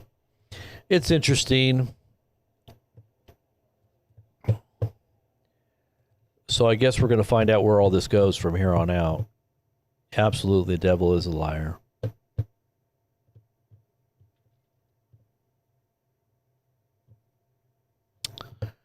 All right, guys, I better get some other stuff done here. Let me just see if I don't think anything else is going to be happening here, but I could be wrong because the thing in Saudi Arabia is definitely happening. Let me give me a little bit of time here. Is there anything I can put on here while I'm going to take a little break here just for a minute? Maybe I could just take a little break and come right back.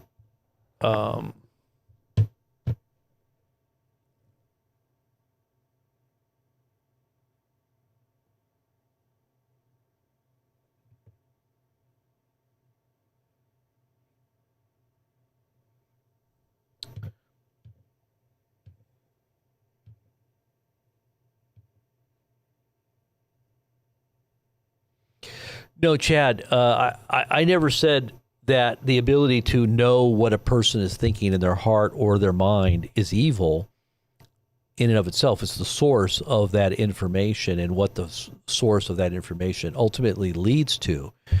Does it glorify God or is it glorifying a human or self-promoting? Is it promoting, actually when you promote self, you're actually promoting the extension of the fallen nature, which really is under the control of the fallen world, and the captain of that fallen world, the Bible says, is the prince of the power of the air, the spirit that now works in the sons of disobedience, and he's called the God of this world. And if you're on that terrestrial influential, you're in that terrestrial world where the influence is of the second heaven, and I say that second heaven, that's where the demonic powers dwell. We're talking about the third heaven, okay? We're talking about where God Most High dwells in his spirit, and Christ is at the right hand of the throne of God's grace. That's way above all principalities and powers, right? He is seated far above all principalities and powers and every name that can be named in heaven and in earth. That's what we're talking about. Now, it goes way beyond reading people's thoughts or even the motivations or intents of their heart. It goes even deeper than that. God has the 411 and the information on the future. The devil doesn't really, he can manipulate in time and space, but he can't, there's no way he can,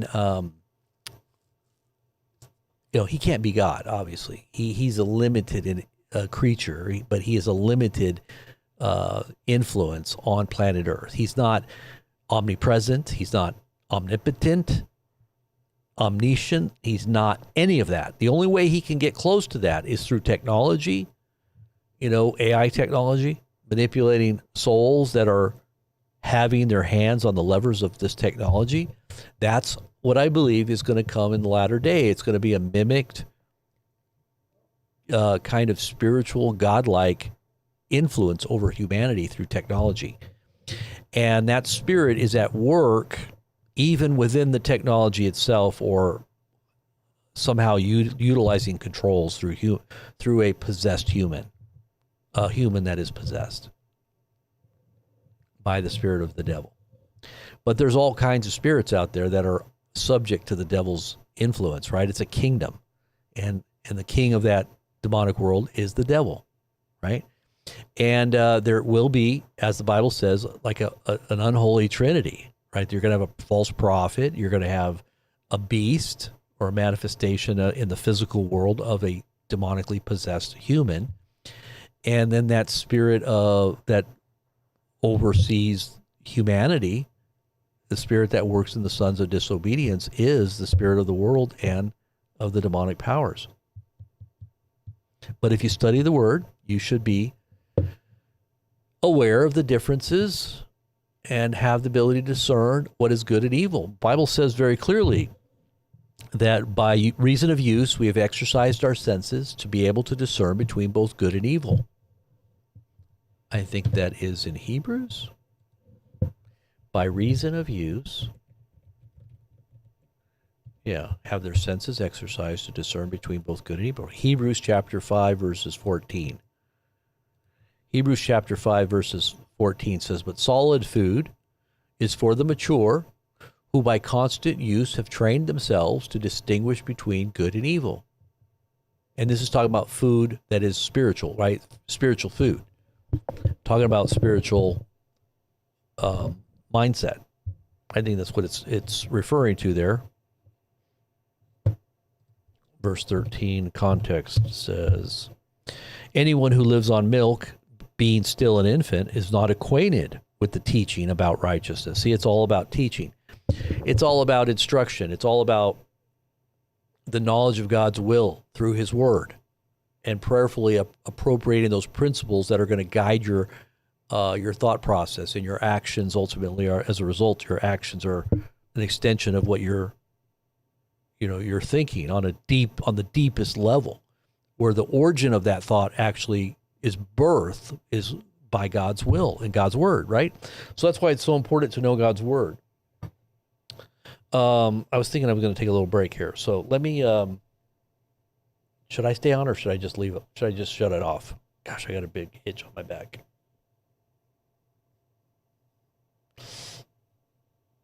Should I just shut it off? What should I do?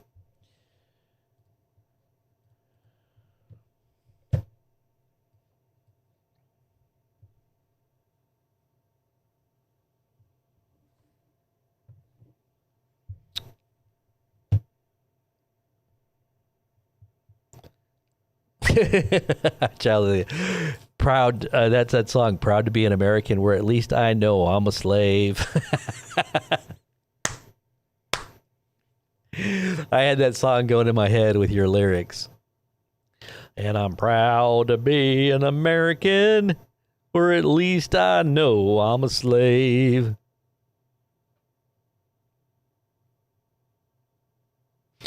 That's funny.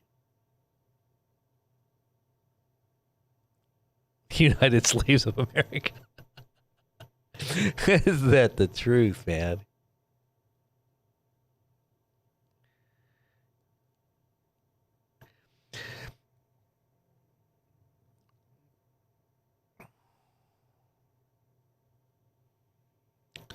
All right, guys, let me just put it on hold for a minute, and I'll be right back. And let's see if we can continue to chat. Now, this was I can't really put on any music, but this was before, I think, they took out the daddy. Okay, so I'll be right back, guys. Hold on.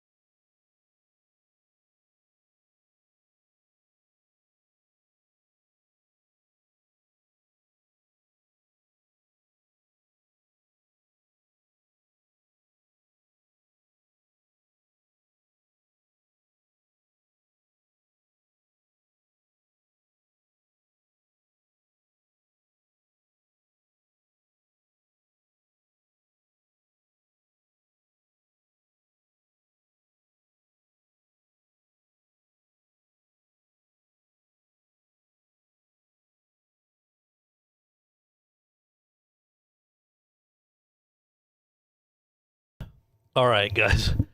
I had to eat something really quick. I'm still eating, but there's still a lot of stuff coming out about this Trump, what Trump said here.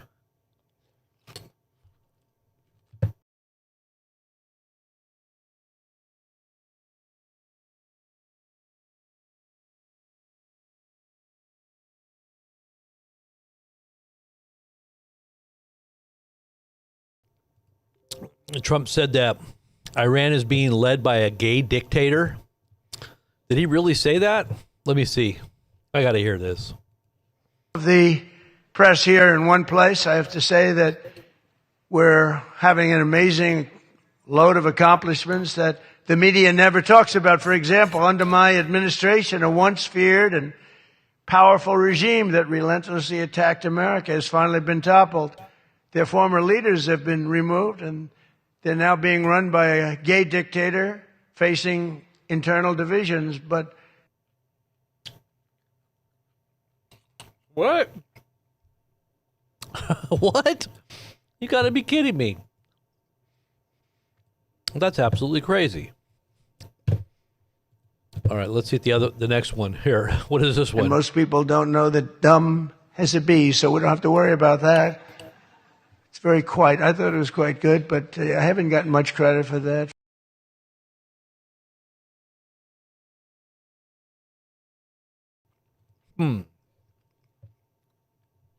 Most people don't know that dumb has a B in it. What? And most people don't know that dumb has a B, so we don't have to worry about that. It's very quiet. I thought it was quite good, but I haven't gotten much credit for that. All right, whatever. That's kind of dumb. Okay, so Yemen's attack is over, supposedly.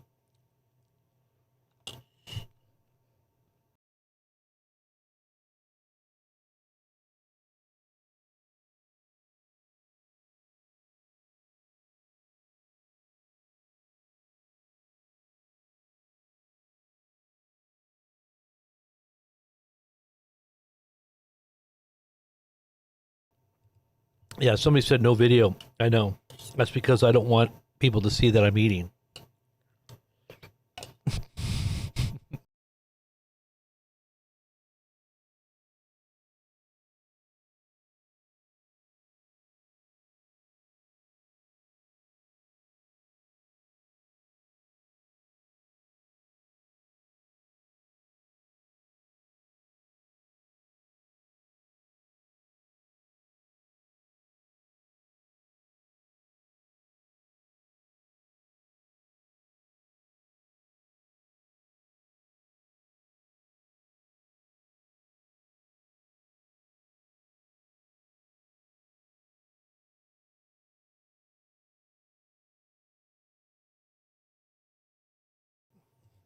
Maybe it's over. Let's see. The last launches were about half an hour ago. So maybe it is over. We'll see.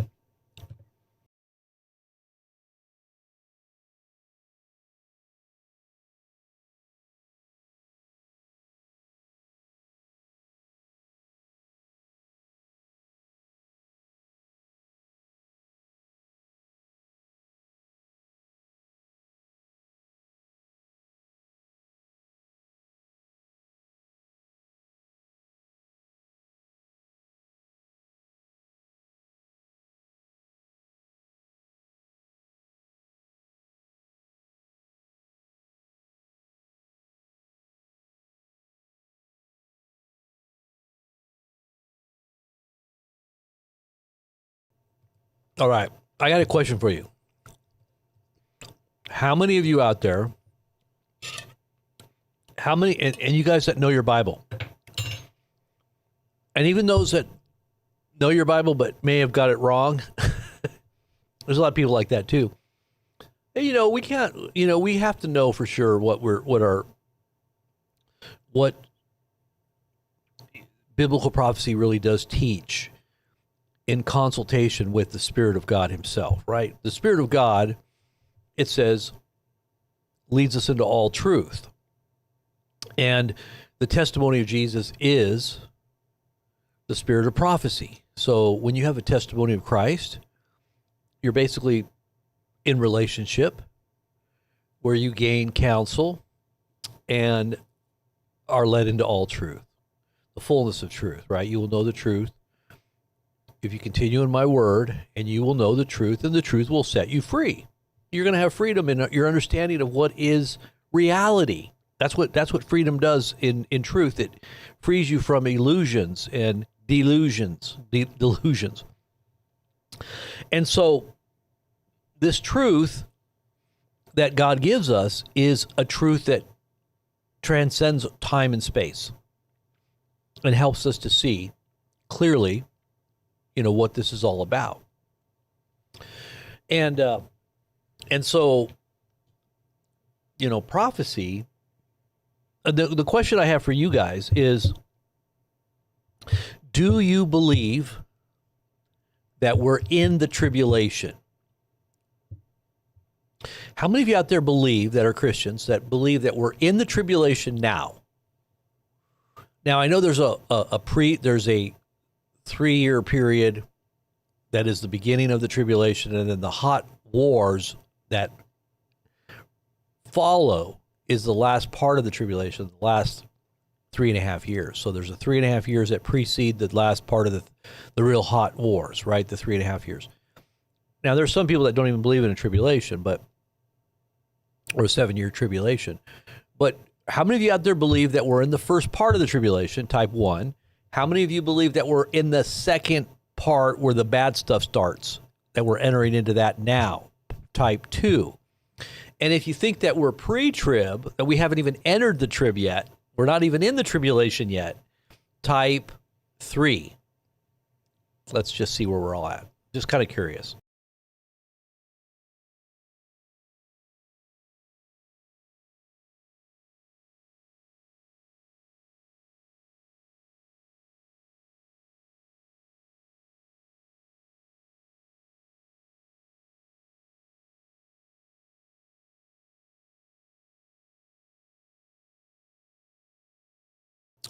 So Fig Beater thinks 2.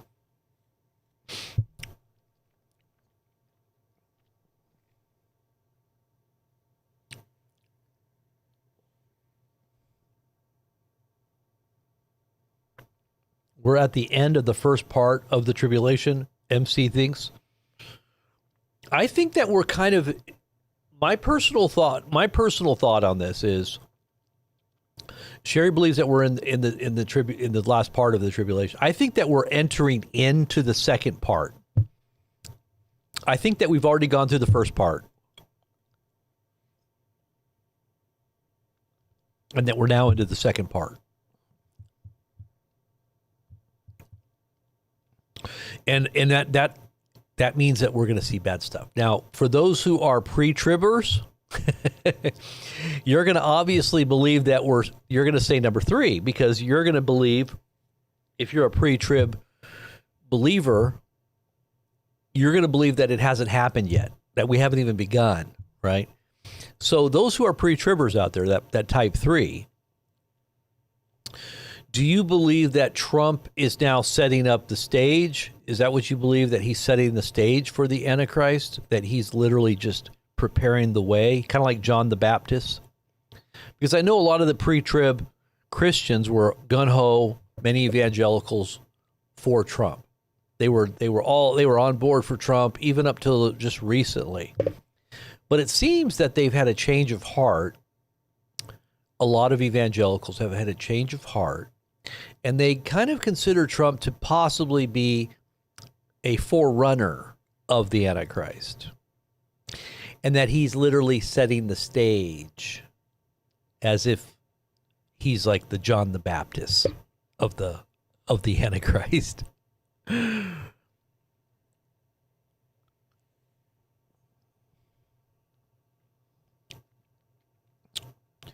The little horn, yeah.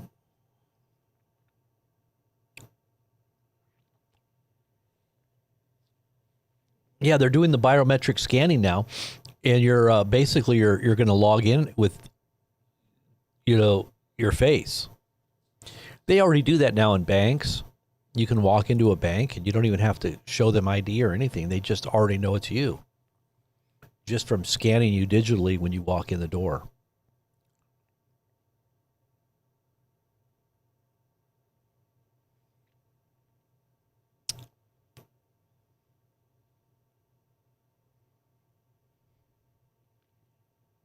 So, Miros Dirigil, you don't believe in a tribulation at all?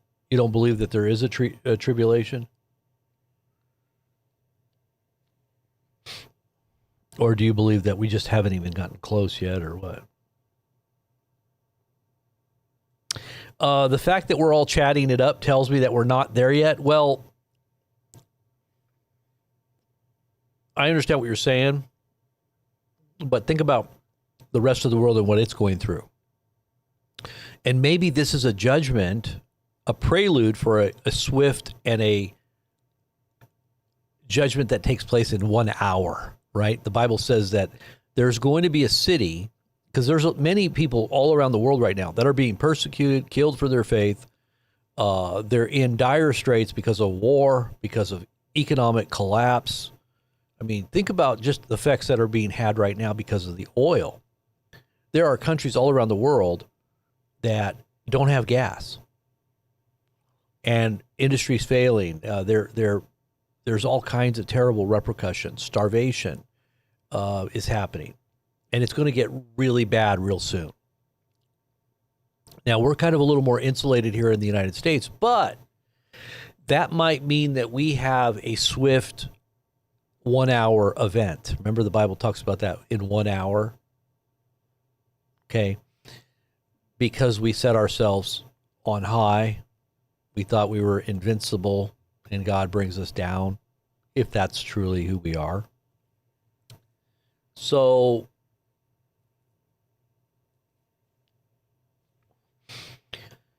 yeah, it's true. Humpty, it's absolutely true. Absolutely. I think, MC, you're right, too. The black horse is going to start riding here real soon. The black horse of pestilence, famine, plague, right? Plague, pestilence, and famine go hand in hand, and then it has death that follows, right? Or that's actually the pale horse. Death follows behind, and that's the aftermath of war, famine, pestilence, plague. War and famine and pestilence and plague always are concurrent. You know, it's something that follows war. When you have massive wars like what we're seeing now. And the economics of it all, because of the oil crisis, is even worse. I mean, you know, you're without critical infrastructure, you're without power, you're probably going to be without food in these big cities that are dependent on imports. What happens when they can't import food? I mean, look at the Gulf states. They're dependent on imports and water. They're 95% of their water is desalinated. Those are all being targeted. So how are they going to continue to produce oil and be in the Middle East when there's no electricity? You can't live in 120 degree weather without electricity. Without food. Where's the food going to come from?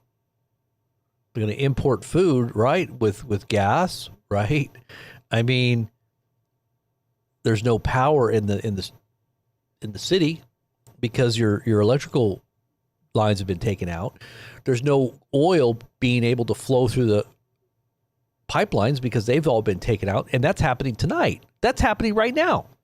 The oil pipelines and the oil facilities are being targeted. The last route out of Saudi Arabia, the first route that's been stopped, is the ports, right? They're basically targeting anything that comes out of the port. Now they have to reroute through the oil pipelines, and those are being targeted and blown up. So now you basically have effectively shut down another 10% of global oil supply that was coming through Saudi Arabia.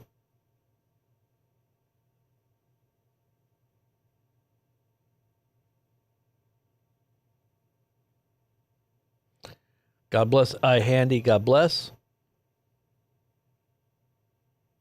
Either way, Melissa's right. We all know that we're getting close. Absolutely. Now, I go back to the scripture that talks about the virgins. There's 5 virgins that are foolish and 5 that are wise.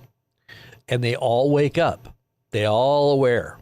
Jesus is knocking at the door. He's at the door, right? They heard his voice. All of them heard. Every single one of the Christians that wake up, whether they're in the camp of the foolish or in the camp of the righteous or the wise. I said the wise. And so what happens? When they awaken to his soon return, they know he's at the door, but he hasn't come in yet. He tarries. But while he's tarrying, the ones that are wise have prepared. They have oil. They have resources, spiritual, maybe physical, you know.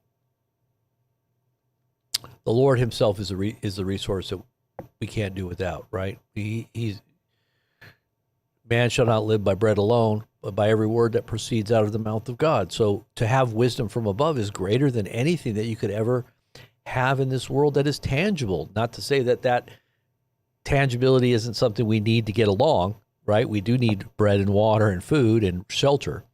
But the wisdom that comes from God provides all of our needs. So he can provide it on a dime if you're trusting him. Even if you don't have it one moment, he can give it to you in the next if you have wisdom from above, right? And so our dependence is on God, not on our ability to manipulate reality or resources. Our ability to manipulate resources and our own ability to try to self-sustain, you know, like to try to secure our own life. That's God's job, right? We're not supposed to worry about those things. We're supposed to entrust our souls to God and offer up our lives and our bodies as living sacrifice. And then it says, you know, trust in the Lord with all your heart, lean not upon your own understanding, in all your ways acknowledge him, and he will direct your steps. That doesn't mean be foolish. That doesn't mean don't use your brain. It just means that you're trusting your understanding of what's happening to him so that he can in real time direct you, so that you know you're being guided by wisdom that's from above. You're not being guided by wisdom of your own making, because that ultimately taps into the world's mindset, right? And so there's your deception. There's where your foolish virgins are, because they're relying upon human understanding. And you can have human understanding when you're reading the Bible. When you're studying scripture and you go to seminary, there's all kinds of seminary doctorate degrees. You know, they've got PhDs, and they're secular or they're liberal. They don't even believe what they're reading, but they have the Bible down pat in terms of its scholarship and its interpretation or its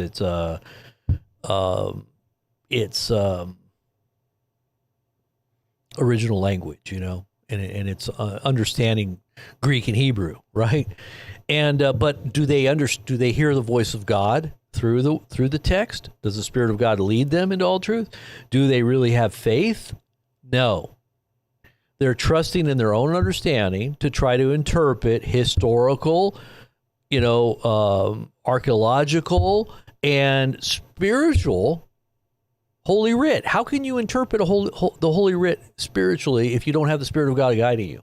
You have no faith and you have no Holy Spirit. How in the world are you become an outward carnal mindset?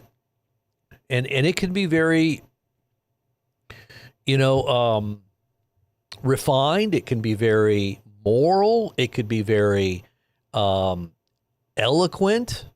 And its ability to reason in a natural sense of the word. It reasons very well, but it's still carnal and it doesn't hear God's voice. The Bible's very clear about that. In 1 Corinthians chapter 2 and 3, it talks about the wisdom that's from above. The carnally minded man is death, but the spiritually minded is life and peace, right? And so those who are led by the Spirit are the children of God. So if you're not being led by the Spirit, you're not a child of God. I don't care how much outward show you have of your Christianity, or how many times a week you go to church, or how many rituals of prayer or worship or whatever you do that has that background or that culture or tradition of Christianity. If you're not hearing from God, it doesn't mean anything. It's just like a Pharisee. Pharisees had a lot of the, law down pat, and they followed it to a T. And the traditions were there, and the interpretations of the sages were all there about Scripture, but they were far from God. They couldn't even recognize the day of their visitation. And they killed Jesus thinking they were doing God's service. They felt like they were doing God's service. That's what Paul was doing, going around killing Christians thinking that he was doing God's service, until God slapped him upside the head. And then he woke up.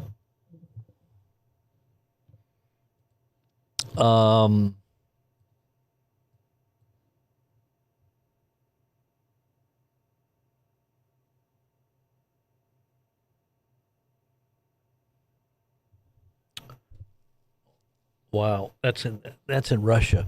They're attacking these facilities in Russia, the Ukrainian, NATO, and you could say it's probably U.S. Really, this is a war of China and Russia and the United States. But they're attacking these facilities, warehouses inside of Russia. They're called Wildberry Warehouse, and some of the damage, man, I didn't see this one. This one's just crazy. It's basically Russia's Amazon service. So Wildberries is kind of like our Amazon, But look at what they're doing to their facilities.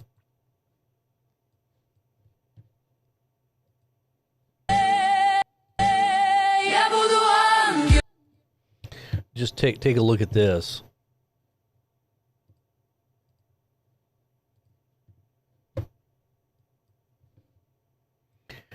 So you see, like, inside of these, you can see the roof is collapsed in because a bomb came through the top roof. You can see all these broken windows here. Let me pull it down here. You can see all these broken windows up here at the top. Just look. The external building part is still up, but the whole interior roof has collapsed in. Look. And this goes throughout the whole building. I mean, look at this. Look at this part. This is the main structure here. Look. So that's like an Amazon center where you would have products that are being shipped out all over Russia. They're attacking all of these different hubs of what we would say is our Amazon. Or have you noticed that Amazon centers are also being targeted in Bahrain and other parts? So they're targeting Amazon now too. So you got Wildberries being targeted in Russia, and now you got Amazon tit for tat, right? But nobody knows that this is an actual war with Russia and the United States yet. Nobody's figured that one out yet. At least the foolish virgins are still asleep on that one.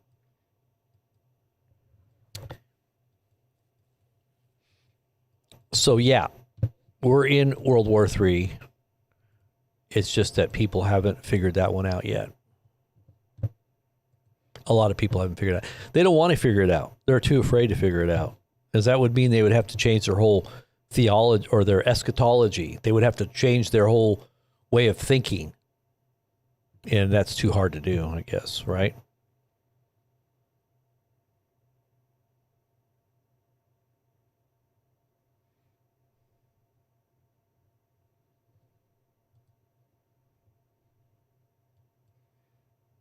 So,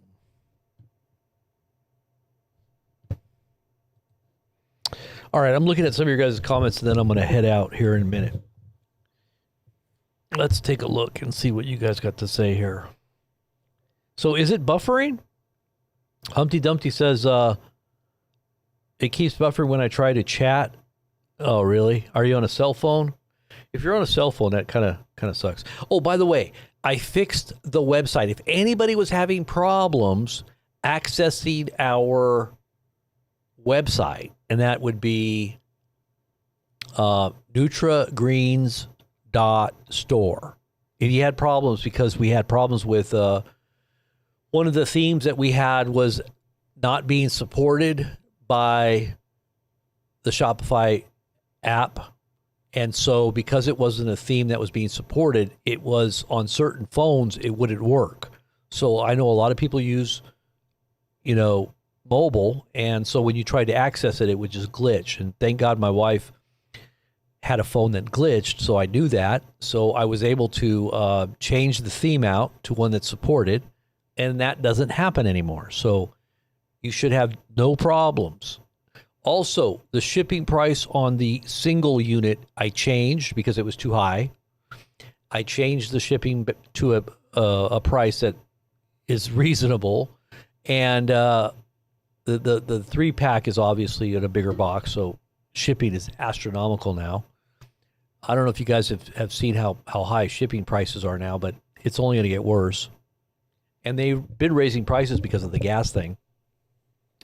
What's your prices now in your local area? Can you guys tell me what you're paying now per gallon? Because I've seen our prices go up another 20 cents in the last few days. So I've seen an increase in price about 70 cents in the last few weeks. About 70 cents a gallon.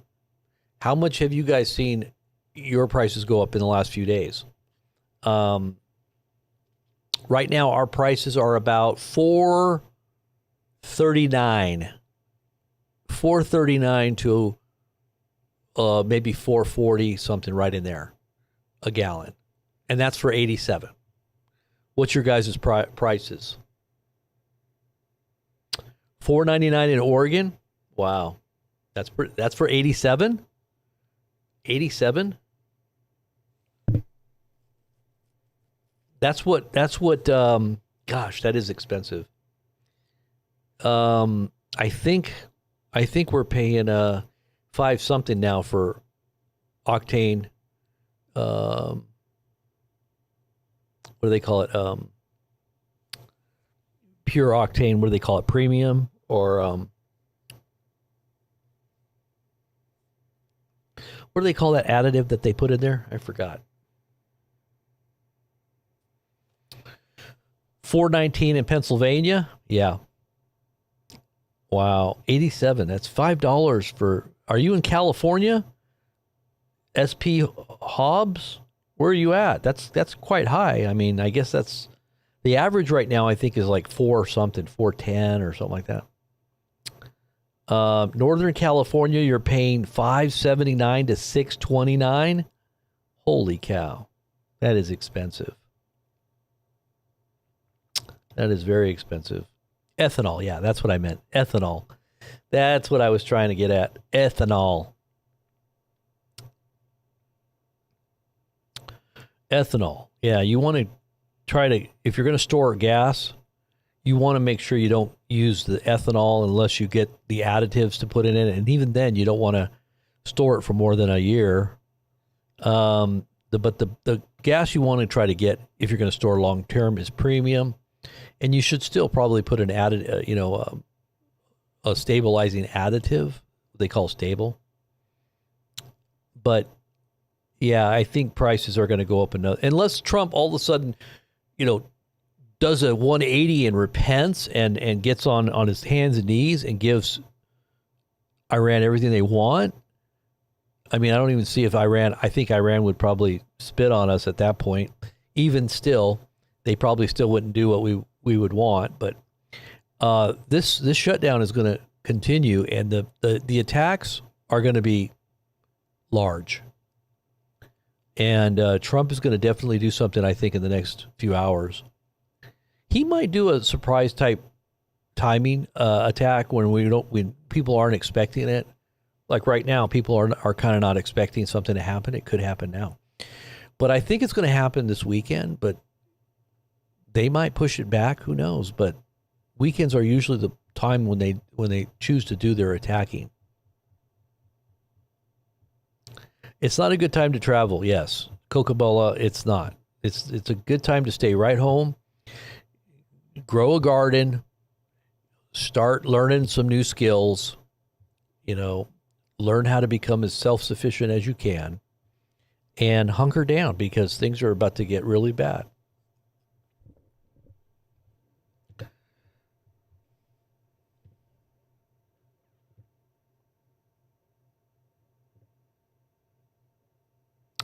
$4.60, Michael Clark. You're in Texas, $4.60. You would have thought that it would have been cheaper in Texas because isn't that where all the oil is being pulled out of the ground?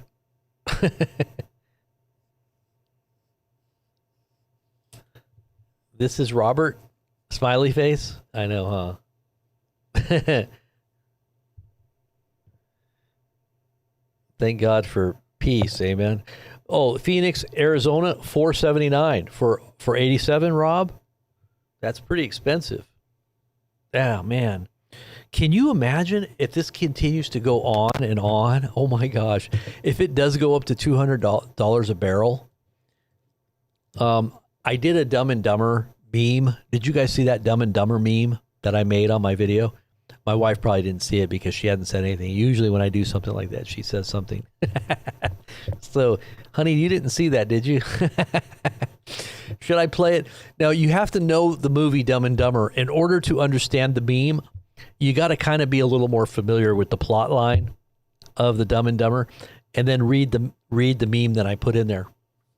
How many of you guys saw that? It's with Trump and Iran.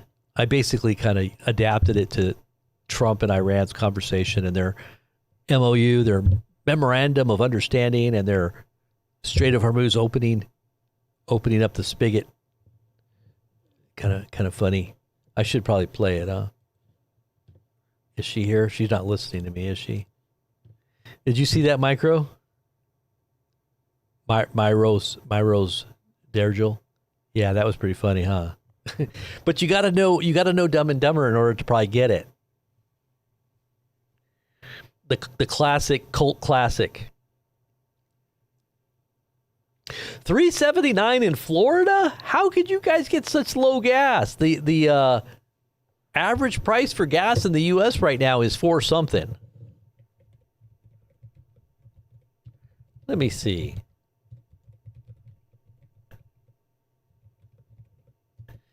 The average price for gas in the U.S. right now is $4.10 a gallon. How in the world are you paying $3.79? Can you send me some of that in the mail? If I order a few gallons from you in the mail, would you be able to send that to me? A week ago it was $3.94. A month ago it was $3.90. But Trump said they were all price gouging. All these increases in prices are being investigated because there's price gouging going on. Yeah, these people are just trying to get rich off of us and our terrible problems we're having in the Middle East that were created all by themselves. Let's see what the price of Brent crude oil a barrel. Brent crude oil price. Let's see what it is now.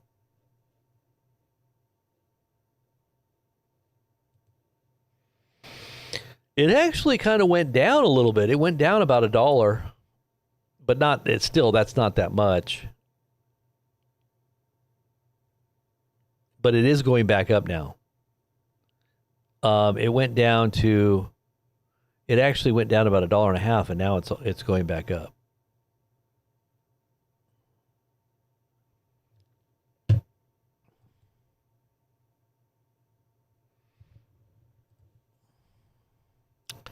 Let's see.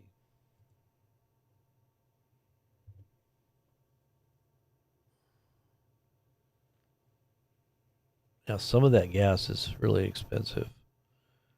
103 a gallon, Indian basket. Brent crude in the UK is at almost 100.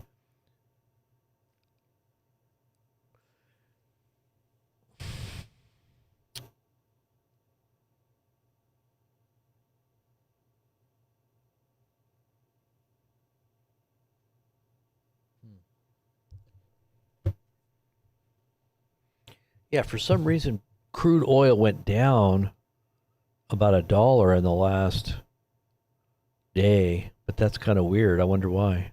You know, our stock market went up on today for some reason. Why did our stock market go up? See, I can't understand why there is this increase in the stock and the price of oil is going down at certain points. It's not really, I think it should be a lot higher. I think it's just going to be a sudden kind of event that the market is going to wake up to, and it's going to realize, oh, wow, you know, all the speculation and all these bubbles are popping, and the reality of really what's going on in the Middle East is going to start dawning on, you know, on the U.S. I think the U.S. regulates the markets, obviously. We're stabilizing what's going on in the world in the market, but we can't keep doing that forever. The reality has to break in.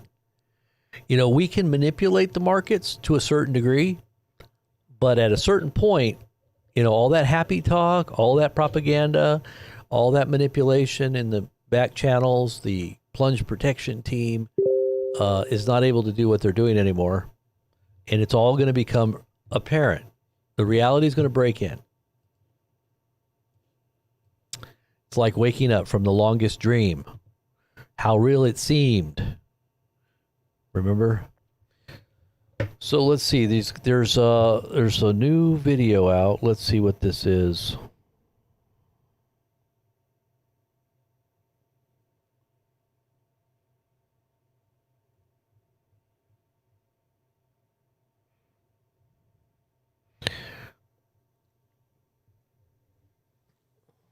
U.S. tries to steer Pakistan away from China with F-16 upgrade package.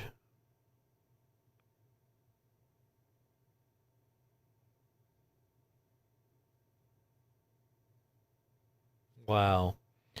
So it says they upgraded Pakistan's aging F-16s, including new avionics, secure communications, and support through 2040.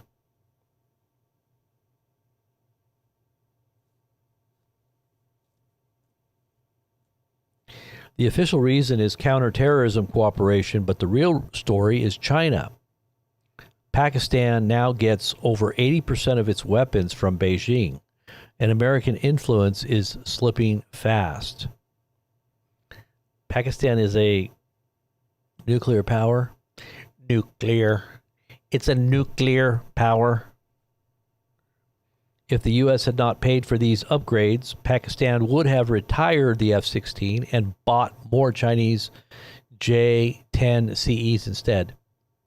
As geopolitics, let's see. Okay, so it says Pakistan is also looking to acquire Chinese next-gen J-35 fighters and HQ-19 air defense systems. Yeah, China has all the best stuff. And I mean, we have great technology here. I'm not saying we have bad stuff, but China's development in the tech world with robotics, AI, I think it's surpassing the U.S. I really do. I think it surpasses the U.S. I mean, just look at what they do with their cars. The price point is very low. For cars that would cost $150,000 here to buy, you can get them for $50,000, and all the same types of technology, quality in terms of its build. They're way ahead in robotics, so you know they're kind of shielding the U.S. from what they've got. I mean, it's pretty crazy when you go online and look. I mean, they've even got exoskeletons. Have you seen that video? I think I showed you guys that exoskeleton that you can actually buy, and you can make you run faster. It gives you all kinds of strength. It's like the Iron Man. I don't know if you saw that movie. I never saw it, but it was one of those. What was his name? Robert Downey Jr. played it. What character did he play? He was the. I think he was the Iron Man or something. It's kind of like an exoskeleton. It gives him all kinds of superpowers.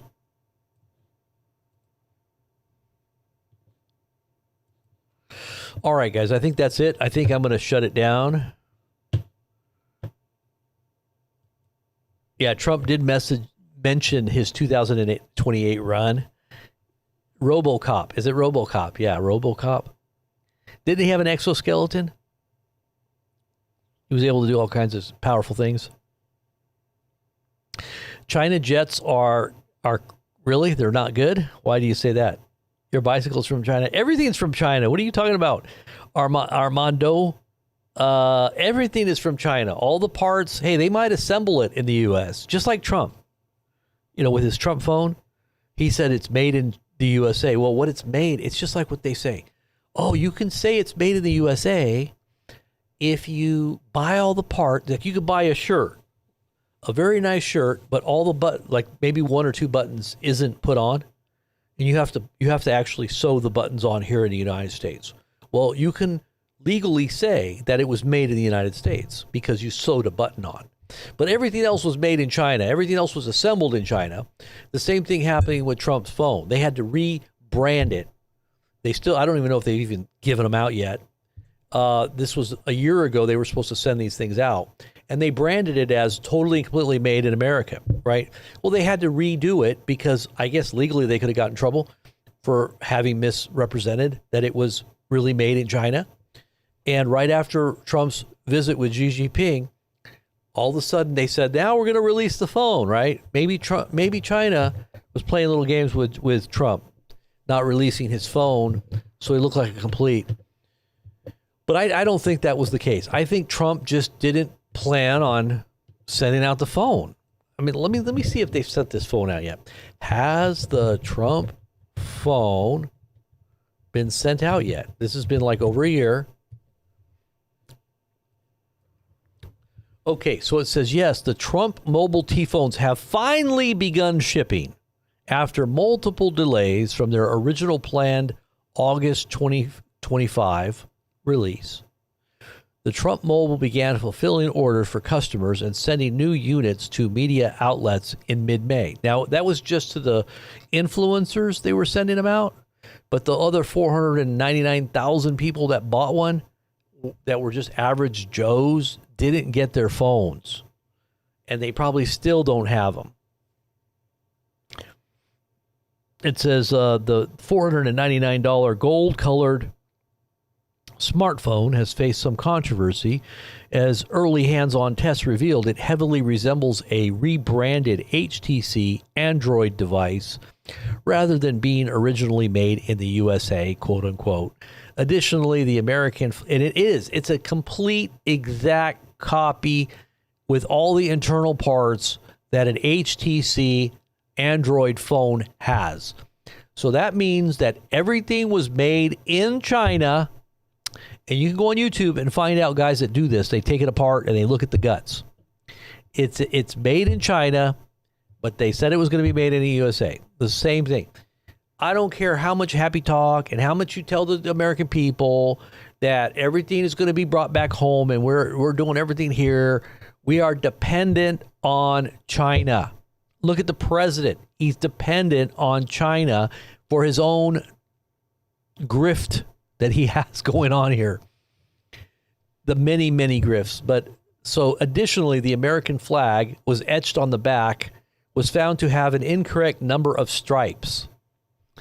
For hands-on unboxing, okay, so let's just let's see how many people has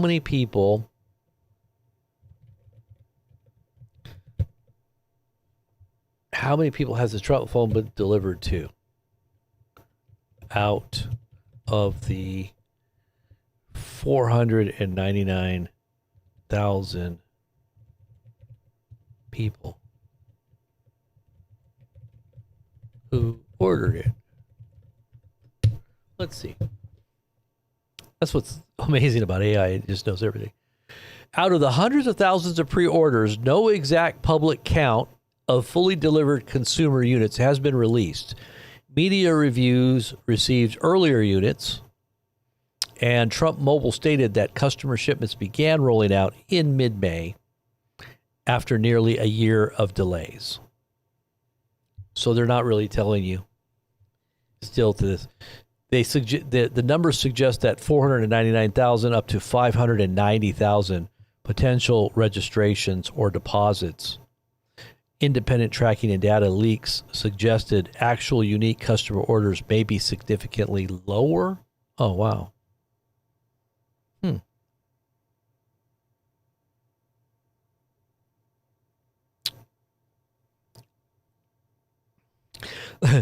In May, mid-May, this came out in Yahoo Finance.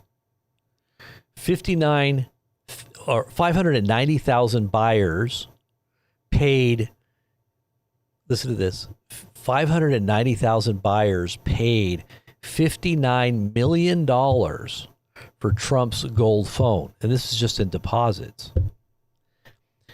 It says not one has shipped, and refunds look unlikely. Not a single confirmed customer has. It says not a single confirmed customer has. Where did I go?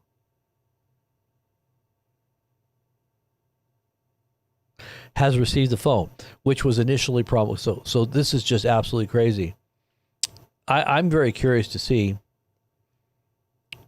if people have actually received it. Did anybody here buy a Trump phone? And I'm not gonna put you down or anything. To believe me, you know, I was a big advocate of Trump for a few years, so I don't have a problem with people having figured things out sooner than later, or later than sooner. But if you have purchased a Trump phone out of curiosity, have you received it yet? I'm sure there's somebody listening to me right now that has purchased a Trump phone. Is there anybody out there that has purchased one? Anybody? Don't be shy. And don't be embarrassed. Don't worry. We were all there on the same page. Don't worry. We were all at one time probably Trump supporters in the beginning.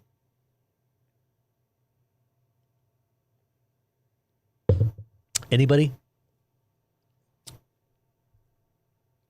Curiosity.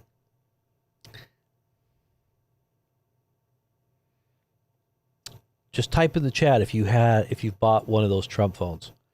You heard it's an orange track phone. It's a golden. It's spray painted, like it's spray painted with a bronze and gold color. And the camera eye, they put like a thing around it, so there's like a little white circle around the eye of the camera. And after they douse it with some golden bronze paint, it looks like a raccoon with white circles around his eyes. Rob says 4745.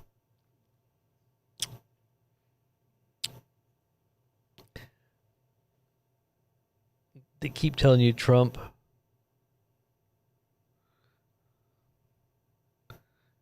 Yeah, Ray, I know. I know, Ray. I know. We were all there, man. But I'm just curious if anybody has the phone. Nobody here has the phone? No, or nobody here bought the phone? That would have been last year. So, you bought it last year and you woke up, it's okay. Who bought the phone? Or at least paid a deposit? Anybody? I'm just wondering if you got it. That's all. All the Patriots got played? Yeah. Absolutely. But they're a lot of them woke up. A lot of them have woke up.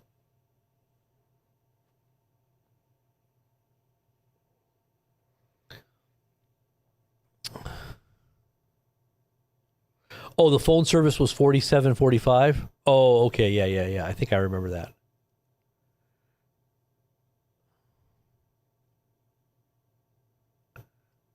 You only saw the inner workings for a year, and it was enough to not believe in a priest again. You're talking about the Catholic Church. I know. Same thing goes on in Protestant churches. Same thing. There's corruption in Protestant churches, big time. I was a part of a big mega church, believe me, and I worked with a lot of church people. I saw the inner workings up close and personal. Very evil stuff goes on. And I always would say it seems to be more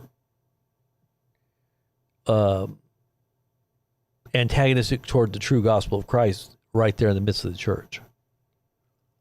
I always would tell people, yeah, the devil comes to church every Sunday morning, Sunday night. Christians are, I go to church on Sunday morning, Sunday night, and on Wednesdays.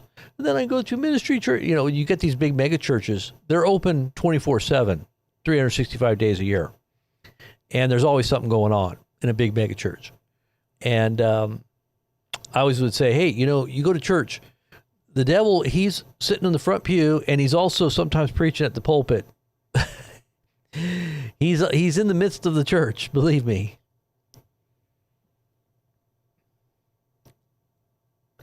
So Rob says he bought one, and he never got it, and he had to file a chargeback. Wow, that's crazy. That's crazy, Rob. Wow, that's crazy. So did you get your money back, Rob? I think everybody should have filed the chargeback. I bet you they got so many chargebacks. Dang, that's crazy.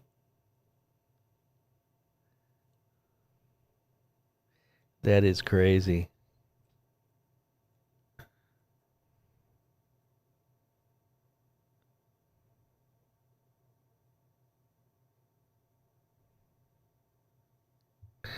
Vigano? Who's Vigano? Is that the current pope?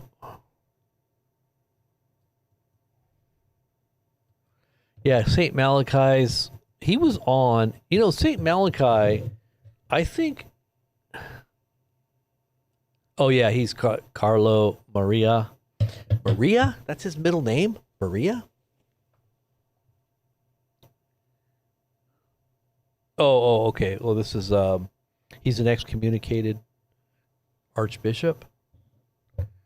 That's not the current pope, is it? Oh.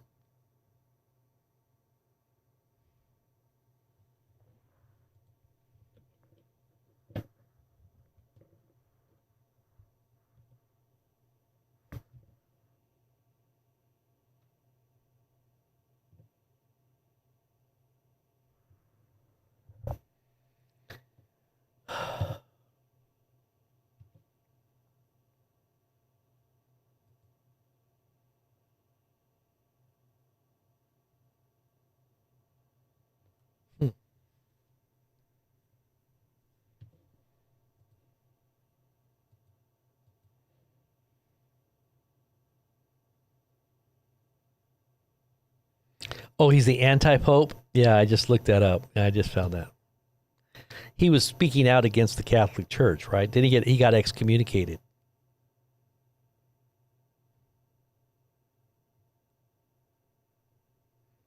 He got excommunicated.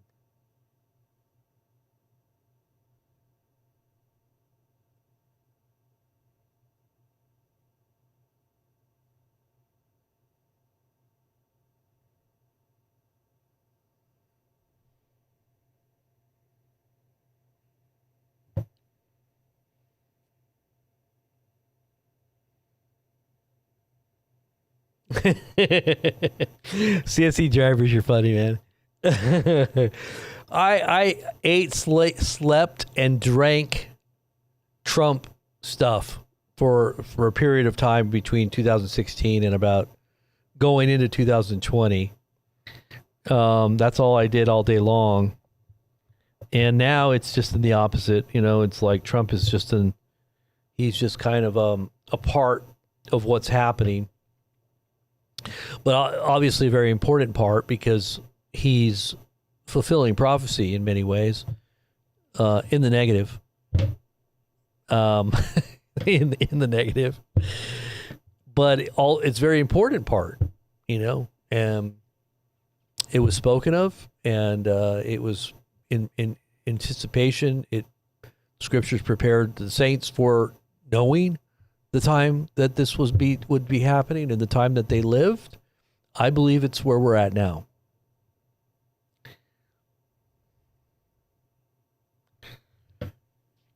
All right, guys, I better get. God bless. I love you all. In Jesus' name. Thank you, Father. Bless the people with your Holy Spirit without limitation, for their ability to receive through their faith, that you encourage them to receive the fullness of what you have and leading them into the fullness of truth, that our joy might be full and complete. True joy from within, Lord, in this time, even this time of great trial and tribulation. You'll lead us all into your presence daily in that communion that completely fills and satisfies and secures the lives of all those who entrust themselves to you and all that they have to you. We love you. Thank you for your blessing upon this conversation, and prepare us for the days ahead in each one of us, knowing that we're in the center of your will, so we can walk with great faith and great confidence and great experience of the victory that you give to all those who trust and wait upon you, that you will give them everything they need and every answer will be provided in the time, in your perfect timing will be had in Jesus' name. We love you. Again, thank you. God bless everyone out there. Have a great evening, and I'll talk